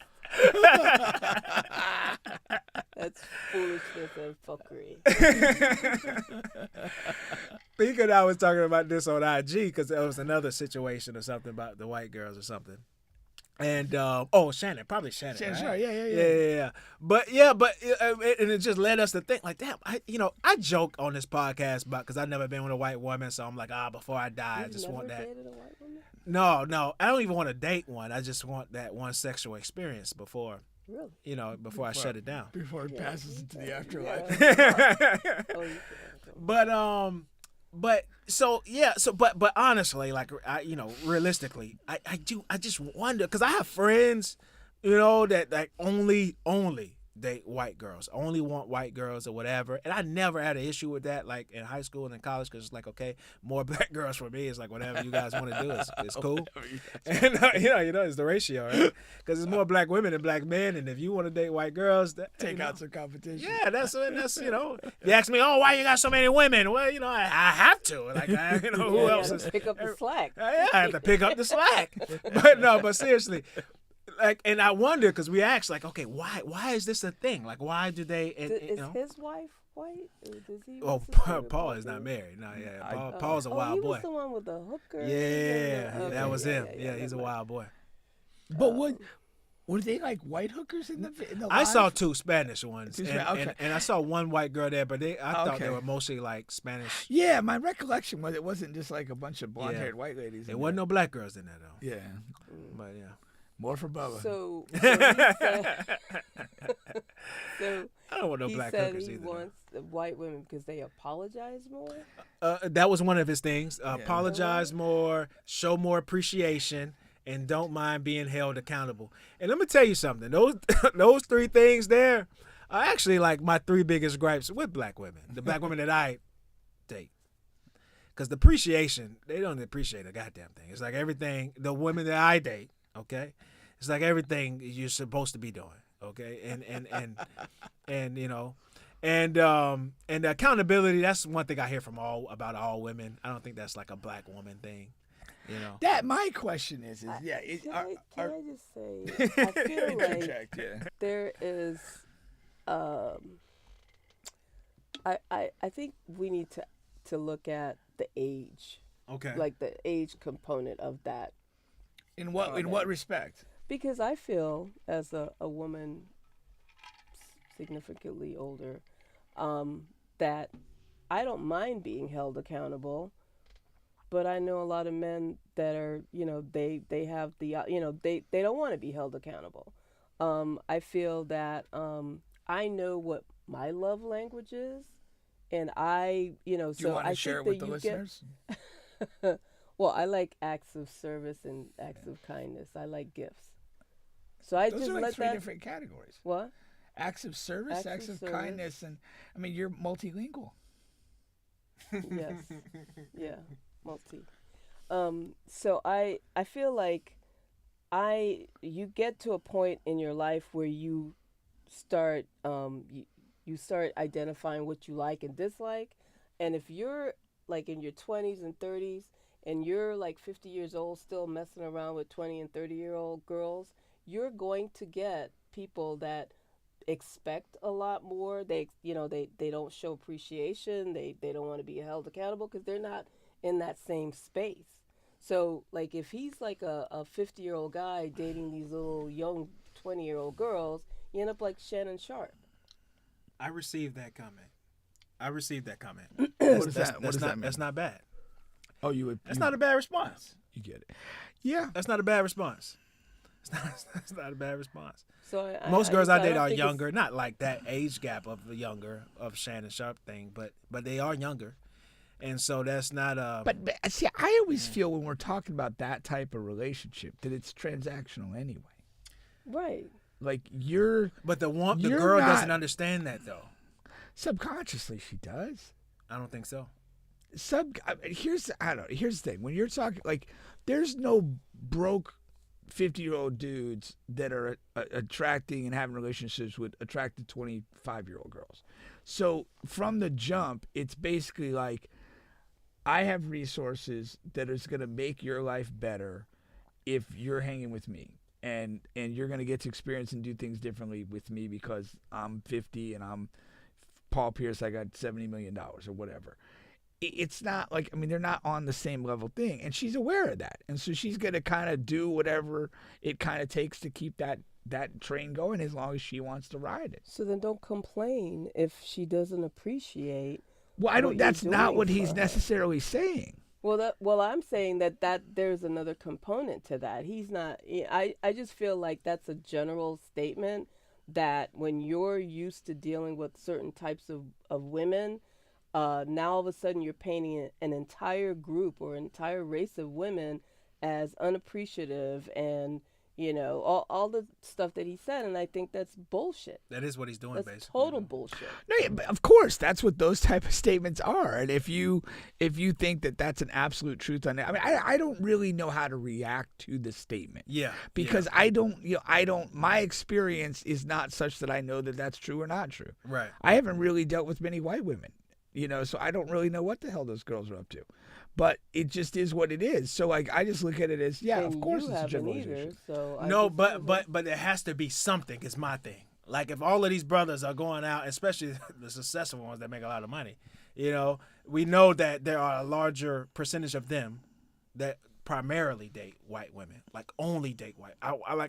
There has to be a fucking answer, and here we go. But lo and behold, there's a guy with an answer, right? Because no one ever gives context to why that's the case, as far as the guys that do it. A lot of times it's about this, and it harkens back to slavery and post-slavery when they think that having a white woman is another rung or another way to show your status. Like you're able to afford someone other than but you don't have to have a black woman. You don't have to have a nanny or a mammy. You can go and get you a white woman because this was like forbidden. They were forbidden fruit.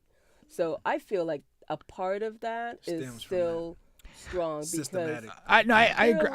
I agree. Women that I'm like, what the fuck? She's like a fucking moron, and you're like just walking. I mean, like, why? And I tell my son this all the time.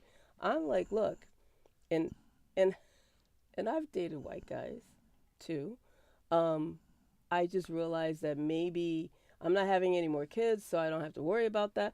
But I just don't know that we're on the same, like, I'm going to meet someone who's a true ally and who understands my experience and who doesn't diminish or is dismissive of my experience, right? And I tell my son that too, but I also I would tell him, like, you should, stay away from the white girls. The white girls are dangerous. You said that? Girls. I've said that to him. Okay. And, That's like most black women. My mama told me the same thing. Now that he's in North Carolina, there's nothing but. So Really? I'm like, well, be safe. Like, you want to treat her like you would want, you want somebody to treat you. And, just make sure she's nice. So I've changed my tune. Ideally, I want him to marry a black woman. I know there's a possibility that may not happen. I don't know how I'm going to deal with her. I may have to call Jayden Daniels' mom to find out. But, I don't think that's advice you want. That's a good callback. But I feel like when I see athletes like this, and like for instance, we were talking about Saquon Barkley Yeah. and the fact the that White his House. wife has White said, wife, White House, white everything. you know, I didn't know that. said Yeah, certain, his wife- you know, she's been using the N-word. Oh yeah, she's she's a been- hot mess. I mean, Yeah. she's straight up I'm MAGA. like, how do you sleep yeah? with somebody like that? How do you have a relationship with somebody like that?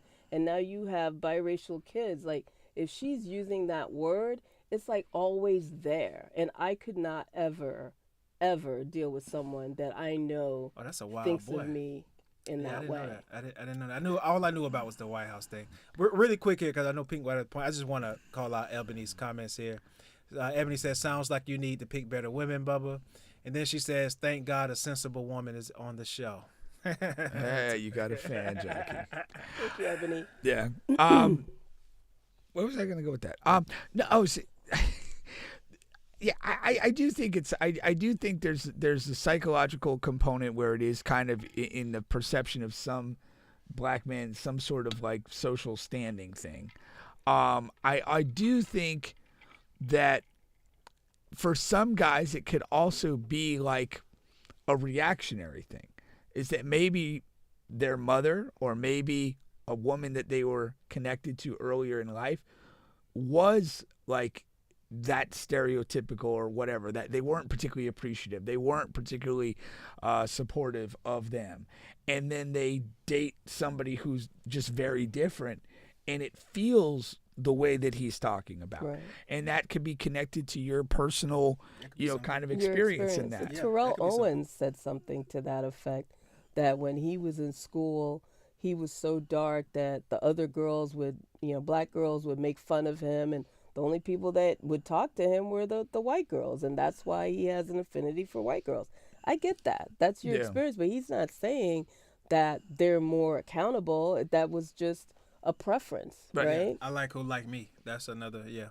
thing that That's happens. something that somebody else. exactly. So But I always, ever since my daughter said these words, they've never left my head.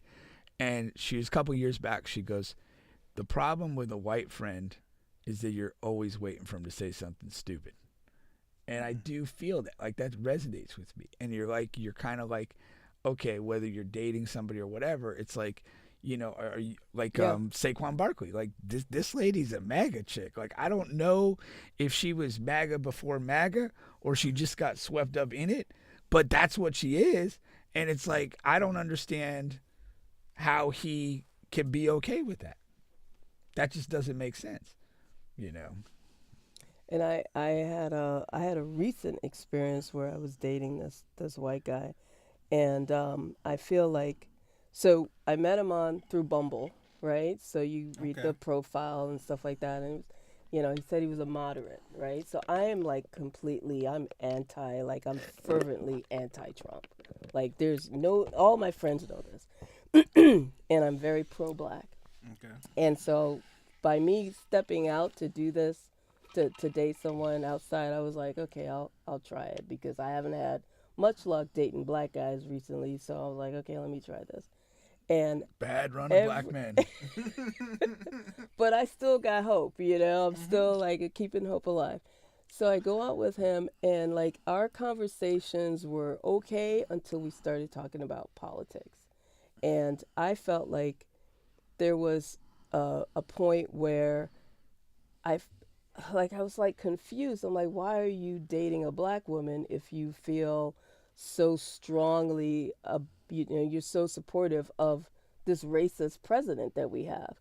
And he goes to me, I don't know why because my family's from Jamaica. Okay. So he goes, well, I don't know why you are so, you're always talking about blackness, and, you're not even, your ancestors weren't slaves. And I was like, what? What the fuck are you talking about? Oh, because you already told him about the Jamaica piece. Right. So he assumed that, yeah. So there were no He slaves? assumed wrong. And He then assumed wrong, he turned around and said, well, the real slaves are Jews, and he was Jewish. Oh, Lord. And I Okay. was like, okay, this is like Not going anywhere fast. Zen. But it's like, you have to. I feel like sometimes you just can't find. Like, there are white people that are allies, but they're far and few between. But that's, again, the moderate thing should have been a huge red flag. Why? Moderate is moderate. It's not. Moderate. It's not conservative. Moderate used to be moderate. It's not it anymore. We are in a divided society. We are in a society that is, at this point, a nonviolent civil war. So, but moderate is middle. Doesn't that? But he's isn't saying that there's what no it middle means? anymore. He's saying, right? Context is everything.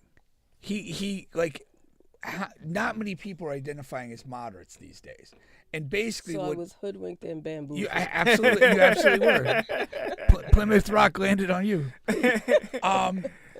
100%, because like basically what he's waving this moderate thing around, what he's signaling to you is that he doesn't repudiate what this asshole stands for. Exactly. And that's but what I you didn't figure missed. that out until Took you you're too right. late. You could You're have right. you could have consulted me and avoided this Yes, entire I should situation. I should have. So If you are on the right side of history, avoid moderates. Yes. Until further notice, I'll keep you posted. I would agree with that. I definitely agree with that. Give me a slightly off topic here, but I'm getting old. Give me a general idea of what trying to date older black men is like. Whatever I don't know if you find them on the apps or throughout your daily life, but what are they like? I have not dated older black guys. I prefer younger guys. Oh, you're the reverse Shannon Sharp. I didn't know that. I know. Well, I mean, not that young, but yeah, like I Is there a reason why you won't? You know what? Some of the older black guys that I've spoken to, they just have a lot of issues, like physical issues, like their, back hurts, or they got some, Like a drop foot or arthritis. My knee hurts now. Like drop foot or something. They have so there's that. Like I feel like when you like dating an older black guy is more of them looking for someone to take care of them because they're single now, and they want to make sure that they have someone who's going to be, ride out, to the rest the of end. the days. Yeah, and I'm not that gal. Like unless you have really good life insurance or something like that. Jesus. Okay, time out. Like I didn't know where that was going. Ebony, congratulations. No, I knew where it was going. And I knew because like Ebony actually congratulated you for being a sensible woman, and then you go right down. It real. Then you go. That's keeping it real on OBT. That's straight prostitution again. Well, we were talking about that, and I received that. Like I just feel like once I get to, let's go back to the date. So that has been one of my issues. And then like I remember this one guy that we were just talking. We never really ended up going out because he would call and say, I'm going to go take a nap in the middle of the day. And I'm like, what is going on? This guy's calling to announce his naps? Yeah, I'll talk to you in a couple hours. I'm going to take a nap. And Wait, like, were you already talking, or did he call you with the purpose of letting you know? He would just call me and say, I'm going to make a sandwich and then I'm going to take a nap. And I'm like, why are you on my phone? Thrilling stuff. So, right. I'm like, did you do your, final arrangements? Have you made your final arrangements? Oh, my gosh. So I think, but that, so that's one of the reasons why I typically date guys a little younger than me. Because they have, they still want to travel, they want to, hiking, shit like that. So, not that I like hiking, but, just be active, right? Yeah, so, active lifestyle. And a lot of women my age don't even, a lot of older black women look fabulous. They're in the gym, we're living longer. So we're trying to figure out how to navigate. So there's a lot of, I watch a lot of different dating apps and people on IG that are encouraging us to date outside of our race. So really? Yeah. It's a lot of that. Like on the apps? Mm-hmm. Like what? They just not serve the you apps, up? but IG, different dating. advise, gotcha. People that are talking about how you can manifest that guy, and We give good advice on this show. We got to get in that circle. Yeah. I give especially you spectacular two. advice. I give spectacular advice. You can't even question that. Yeah, you do. You do. What was I gonna shoot? I can't remember what I was gonna say. Oh no, have you are you a manifester of men? I have. I work on that every day. I get What up in the what is morning that? and I What say does that look like? Just what you want to attract. So I say it out loud. I write it in a journal. And Really? Yeah. Like into the mirror, you say it out loud, or Just when more I'm in the walking car the when dog you're in the driving? morning, or if I'm driving, something like Really? that. Yeah. When it dawns on me, and I feel that it does work, because even though me and that guy didn't work out, that he was not somebody that I would have normally dated, but he fit the bill for several things that I was looking for. He just happened to be an asshole, and I didn't say that out loud, that I did not want an asshole. have you incorporated that into I your have current incorporated that into my manifestations. Yes, sir. I have. That's good. That's good for you. Excellent. That's funny. The funny thing is I don't really believe in manifestations for myself. I've never done it. I've never felt necessary to do it. But it's weird. I always think back to the, do you ever watch the MTV series Made? Basically, they would take some awkward high school age kid who had some aspiration that was just not like what they were. Some dorky guy wanted to be a rapper. Some kind of, uncoordinated looking little girl wanted to be a soccer player. And they would basically bring in a mentor and give them a 30-day program to improve. And a lot of it was manifestation and things like that. And it was crazy, because over the course of the show, you could see a legitimate transformation in the confidence level and purpose of whoever the kid was. And so it does have a certain power to it. It does. It gotta definitely concede works that. for me in the morning, as far as making sure that I don't get up and kick the dog or something like that. I'm like, what the fuck is going on? It's hot in here.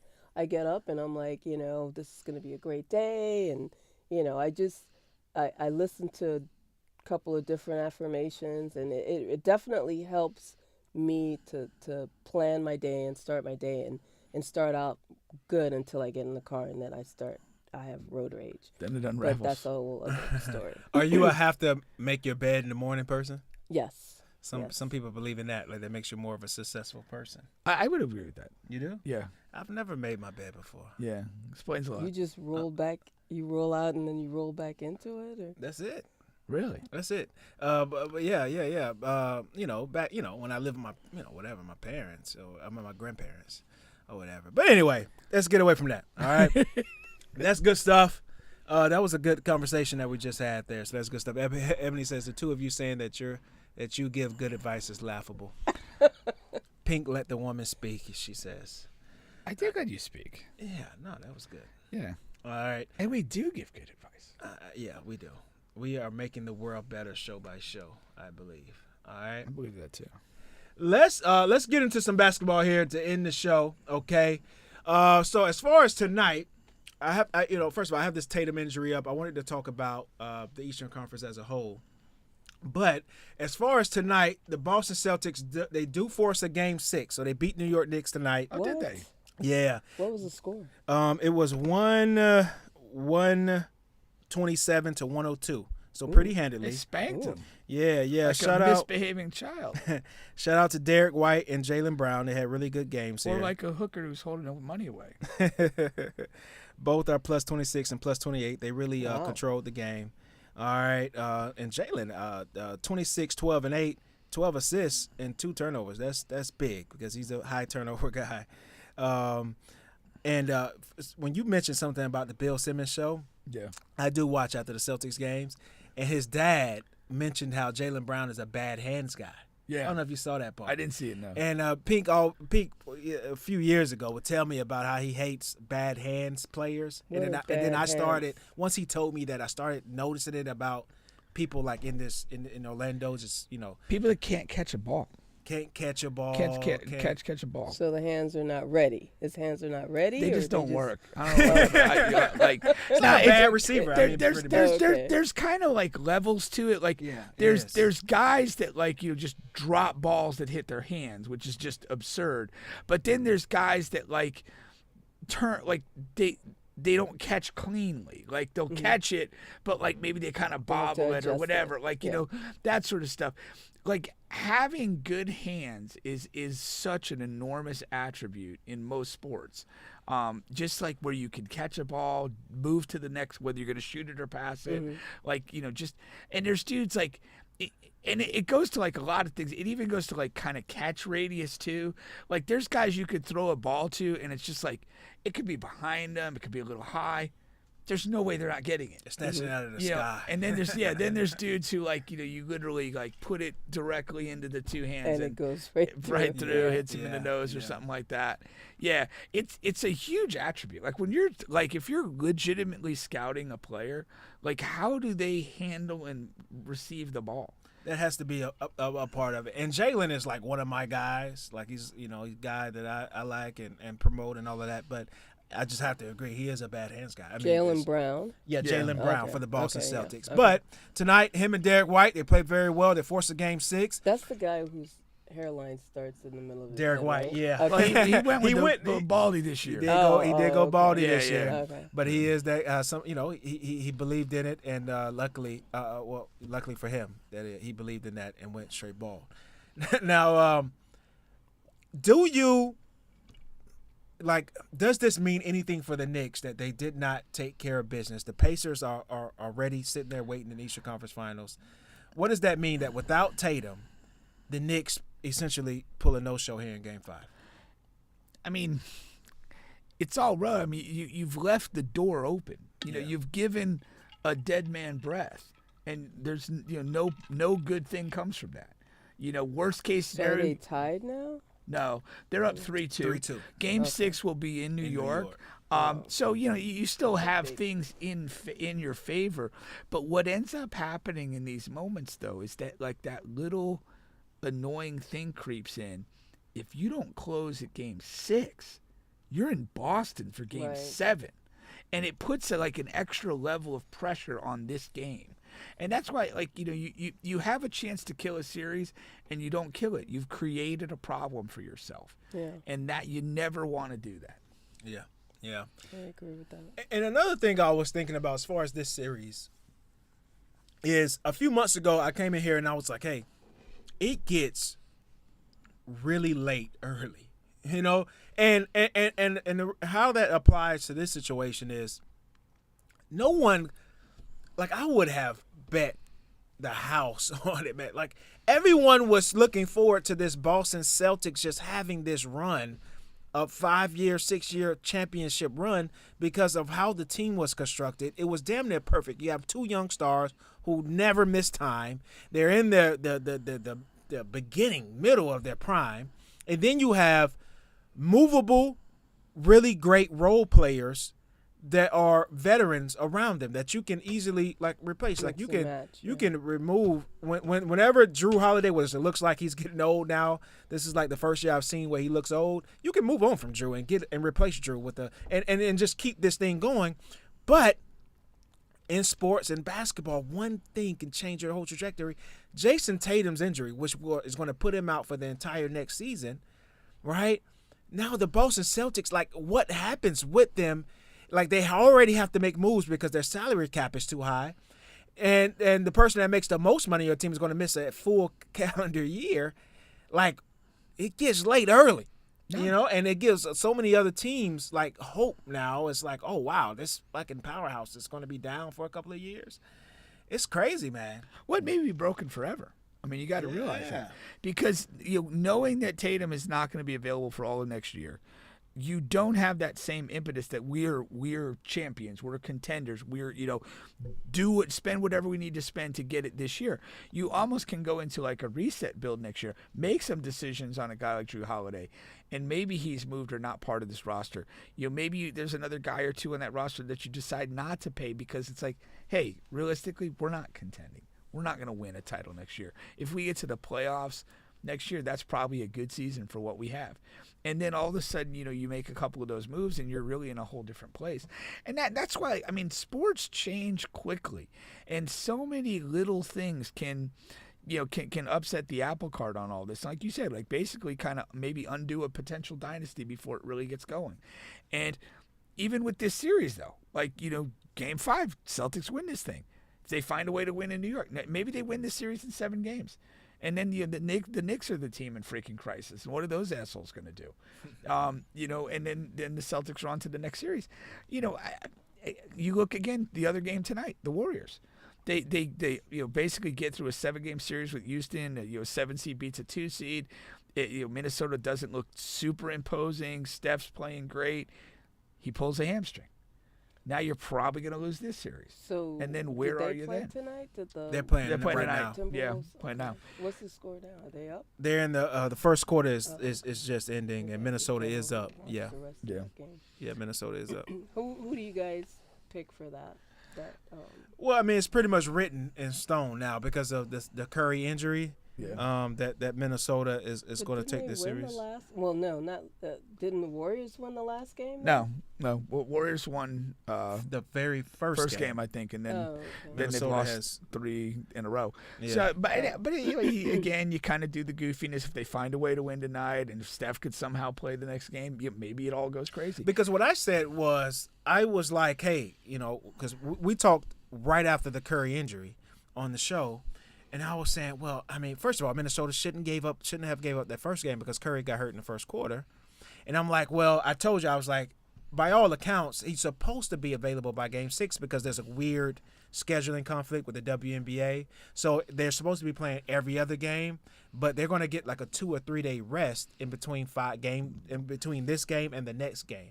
So if they can win this game here, they'll have a 2 to 3 day rest because of this WNBA game that Pink loves, and and then they'll be able to get Steph Curry back, hopefully, and for that Game 6. If the Warriors win tonight, that game conflict with the WNBA would be the WNBA's greatest contribution to American sports. Anyway, The greatest contribution. It would be. Oh, man. so you don't like watching Caitlin Clark and the crew? No. Will you watch one Caitlin Clark game this year No. in its entirety? Hell. Do you watch? I the watched. WNBA? I will watch about 2 to 3 games a year. Yeah. I watched 10 minutes of the final with UConn winning easily In college. and there was nothing else on TV, and I just watched that to see how the game was going and watched about 10 minutes. The year before that, I watched about 8 minutes of, I believe it was LSU Iowa at the time, and the women's basketball never fails to disappoint me. Well, I like to watch it for Ellie the elephant, the mascot for the like she is. Oh my God. She's fabulous. So that's To each their own. the What extent is your response? And we're supposed to be talking about the NBA, but it's okay. What is your response to men that say the WNBA is where it's at because women don't watch the way they're supposed to watch? What do you say to that? that women don't watch. Meaning the WNBA? league viewership is relatively low because women don't embrace the women's game. There you go. As viewers, as ticket buyers. So what do you say to that? I mean, I don't watch it enough to really have an opinion on it. I would tend to agree with that, I think. Okay. So you don't feel and I like feel- you don't feel some type of way about that. No, because Okay, I okay. think that it's really hard to watch. Really, I mean, I watch the college, women's college ball. Yeah. But I just I find that I women's just- NCAA tournament to be more watchable than the Yeah. WNBA. Well, I was going to ask you, Yeah. when you say you watch women's college basketball, is that exclusively the tournament, or do you watch women's college I regular watch season some games? games throughout You do? throughout the season because I know, You know like the characters. Lake Highland had really phenomenal teams. So a couple of their players are yeah, in they'll play. Division So I basketball. I will watch that But I'll it's watch but that, it's yeah. but again, it's almost like a personal connection. Yeah. I know this girl. She went to my son's high school. I've seen her play, and I Exactly. want to hope she does good things. Yeah. Yeah. So that's the sole purpose. Friends of and me family. watching. Friends and family Exactly. only. To just sit down and watch like Kim Mulkey or what? No, not at all. Yeah. Although I do like the fashion now that I see a lot of the coaches. The coaches, yeah. They're They're showing out. definitely- They're showing You out. know, they're stepping up their game. So Yeah. especially They're the chick from Sydney Carter. Yeah. From Texas. Yeah, that's like a big thing now. Longhorn. Would you have an affair with her? Would I? Yeah. She's hot. Okay. I mean, if it gets to that, you know. If it gets to that. You know, that's what's I happening. hope it does. Eventually, the way that it's going, I don't know. I'm open. Too many I'm of these open. too many of these old ale black men. Yeah, it's like handicap guys rolling up. I'm like, any more of that? I'm like, hey. Let me reboot with Coach Carter. And then you have this series over here, OKC and Denver. Okay, this is a really great series to watch. I think it's the best active series that's Big on comeback right last night for OKC. now. Yeah, I thought they were done. Yeah, I mean, I thought watched they that would whole lose game, that and Yeah. Jokic was having like a game, you know, so Yeah. that was fun to watch. And yeah, like you said, OKC, they come back. You know, what's your biggest takeaway from this series? And do you think the winner of this series is like, you know, in the finals? The way, I mean, my thing with these playoffs is really they're scarred by injury. And I think, like, you know, I mean, obviously Jason Tatum is probably the single biggest injury. A lot of years are. Though. Steph, yeah. But I guess for me it feels, maybe because it's teams I'm interested in watching have been hit worse by the injuries, it feels tainted in that way. But it also makes me think, though, that, like, you know, the fragility of any of these teams. Yeah. And that, you know, like, it almost feels like it's damn near anybody's thing to win now. And again, I said at the beginning of the year, OKC is my favorite to win the final. You know, they're up 3-2 now, and they might do it. But Denver's giving them the business here and taking them to some deep water. OKC doesn't have the same feel that they had during that dominant season, regular season. Yeah, for sure. It's just, they don't have that same feel. Now, you know, they're probably still the favorite. I haven't looked at it on whatever the betting sites, but they don't have the same feel. Yeah, that's for sure. That's for sure. And Denver, man, they just, if they do end up losing this series, there are some changes that are going to have to be made. There's some answers that are going to have, you know, some questions that are going to have to be answered. You get rid of your coach midstream. That seemed a little aggressive to get rid of a championship coach. It did, but it's a little hard to say it's hurt them. Yeah. No, true. But I'm saying if they lose, I guess that can be something, I guess. Here's my and thing. then you have the role players that are not contributing to that. The role players is a bigger issue. To me, though, I look at they fired a coach late. I didn't know, you know, that it was going to be it was going to be good or bad, but they get through the first round series. That was a dangerous first round series in a lot of people's eyes, mine included, against the Clippers. And then they're giving the top seed, the team's been best team in basketball all year, you know, a really great battle. And so I don't, you know, to me, I don't think we look at the coach firing. You get James Harden in a Game 7. I don't know how dangerous that is. I mean, that's free candy. I have a question though. Yep. Do you guys, the whole conspiracy of the lottery pick? Yeah, the draft. Did you guys talk about that? I'm glad you brought that up. We can get into that. It felt dirty. I wasn't watching it when it happened. I just kind of saw and I was kind of like, Dallas, like, that just doesn't feel good. Like, I don't get it. I really don't. Is it like the lottery where the balls are flying in the air and then they suck one ball with a number on it? now they do it in the back. And that's what gives it. This is just getting worse. This is getting worse. Stop these two. Wow. Oh my goodness. It's one of those things that didn't even register until he said something. But now they do it in the back, so it's like you really don't know that. But they used to do it like right in front of the camera, and they would have the thing going. Yeah. But my thing is, I think of course it's rigged. And I think every sport has this thing. I think in the NFL, there's a lot of collusion that happens Well, yes, amongst we know owners, that.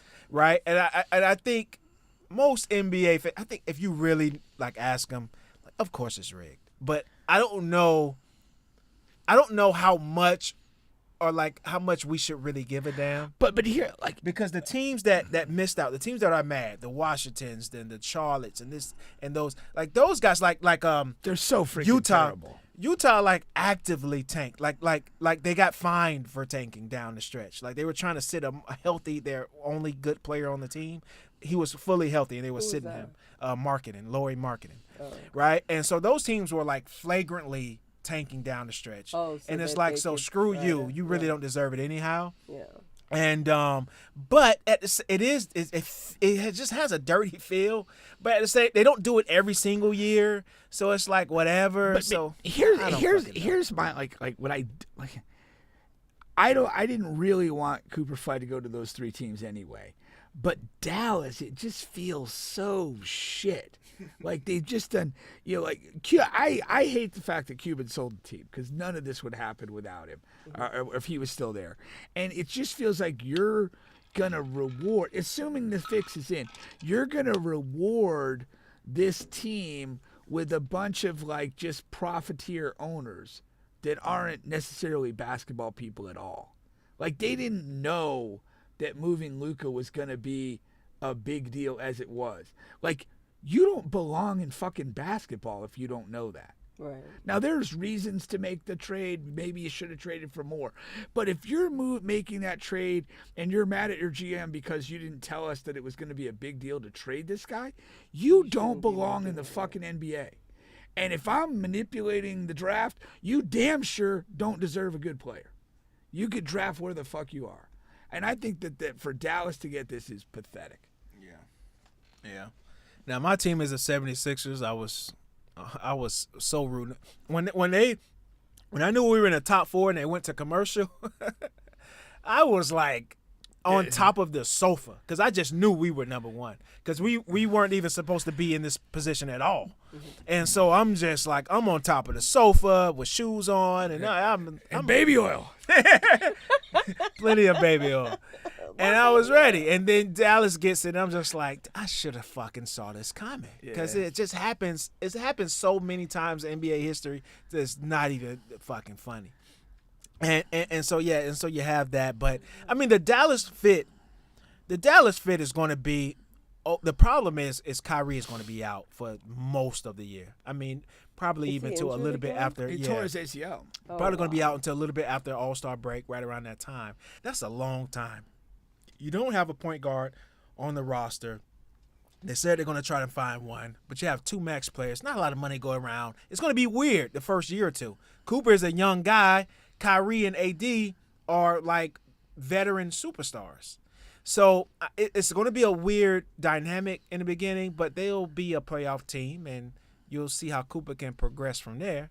San Antonio, that was huge to get the number 2 pick. It would have been huge to get the number 1 pick. It would have been fucking awesome. Yeah. But they have so many picks. They have all of their own picks, a couple of others, and then you have assets to move. Now, Philly is number 3. I really want Dylan Harper.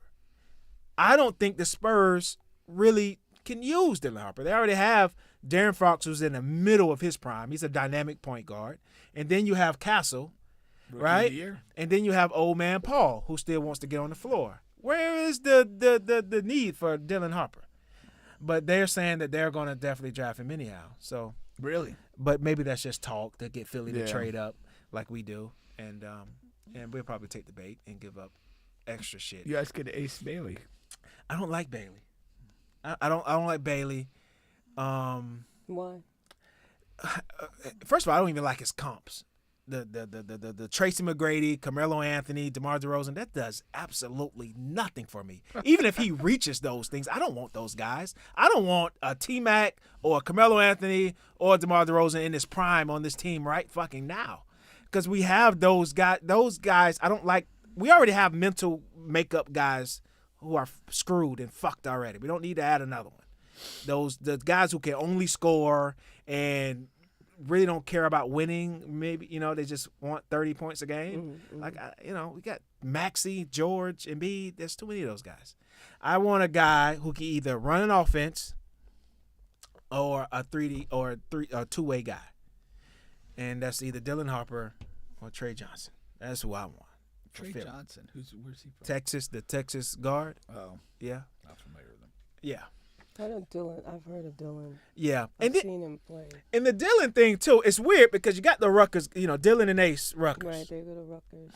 And also, I find it really hard to fucking trust any of those guys because we've already drafted 2 guys in really recent years that were supposed to be these high-profile, all-world guys who didn't make the NCAA tournament.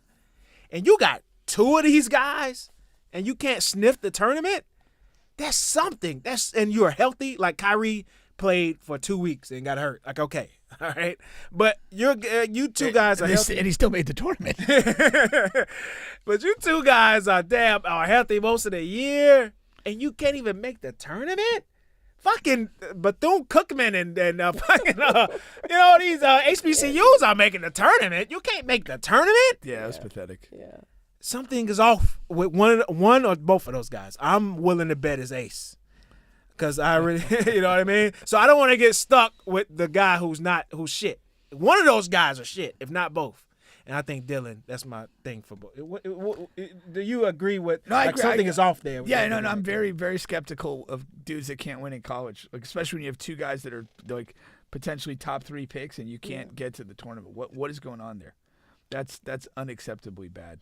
Yeah, something's on. And they say, no, the team is bad, the coaching, and all that. But yeah, come on, man. But I see this. Why the fuck did you go to Rutgers? In the first place. Like, you could have gone where there's better coaching. Doesn't matter. It's the NIL. It doesn't matter. So they're get the bad guys, right? Yeah. I don't want another get the bad guy on the team. Exactly. And why does Rutgers have so much more money than anybody? That's another great question. Well, New Jersey. I mean, there's like, it's the money, and then they probably promised them like a scat cat, or what do you call those, Hellcats scat or whatever? Hellcats, they love those. You're into scat play? Scat McCruthers now. This Diddy child is bringing the best out of all of us. Including Jackie. Wow. So, but yeah, so maybe you could rub some of that into these nipples. That's ruining a lot of that college. No, it's just, for sure. It's just kind of depressing. But I don't yeah. I mean, I want them to get paid, but I feel like it's like they're creating these loaded teams where you have, like, kids are not just going there to play. They're going to the highest bidder, and it's like. But you just end up going to like random places. Like the guy next year is going to BYU. Like, why? Maybe he wants to ski. You can get good NIL money from somebody else and go on a ski trip. I mean, you know that one basketball player got kicked off at BYU because he was having sex. Yeah. On campus. You're not allowed to have sex. Yeah. And all those white girls running around there, he's going to have a he's going to have a goddamn. It's going to be hard for him, man. It's going to be hard. Wait a minute, he got. Oh, you're talking about the new guy. The guy that's going to BYU. AJ DeBonsa. Yeah. Is he black? Yeah, he's really dark skinned too. You know, they just like T.O., they love really dark skinned brothers now. Yeah. But no, I just don't. I mean, to me, and I always with the money, like I always wonder, like, okay, what did Rutgers pay those guys, and then what was the next best offer? Right. Like nobody else with a better basketball team was anywhere close.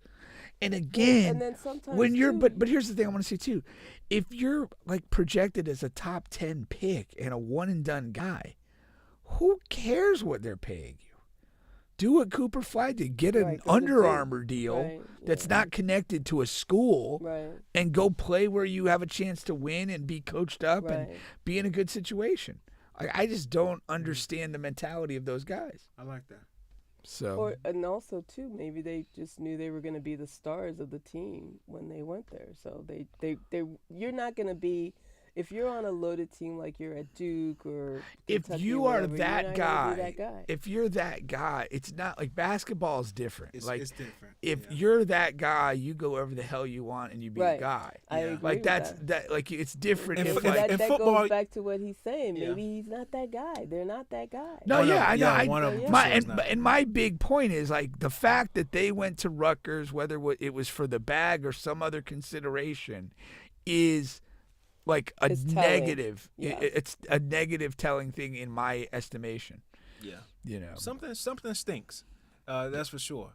Now, yeah, and I, And this week it's not me. and to finish this point, it's like you know, it's not football. Like you have to worry about the system and do they have too many receivers already, and there's a lot of things you have to factor depending on the position you play.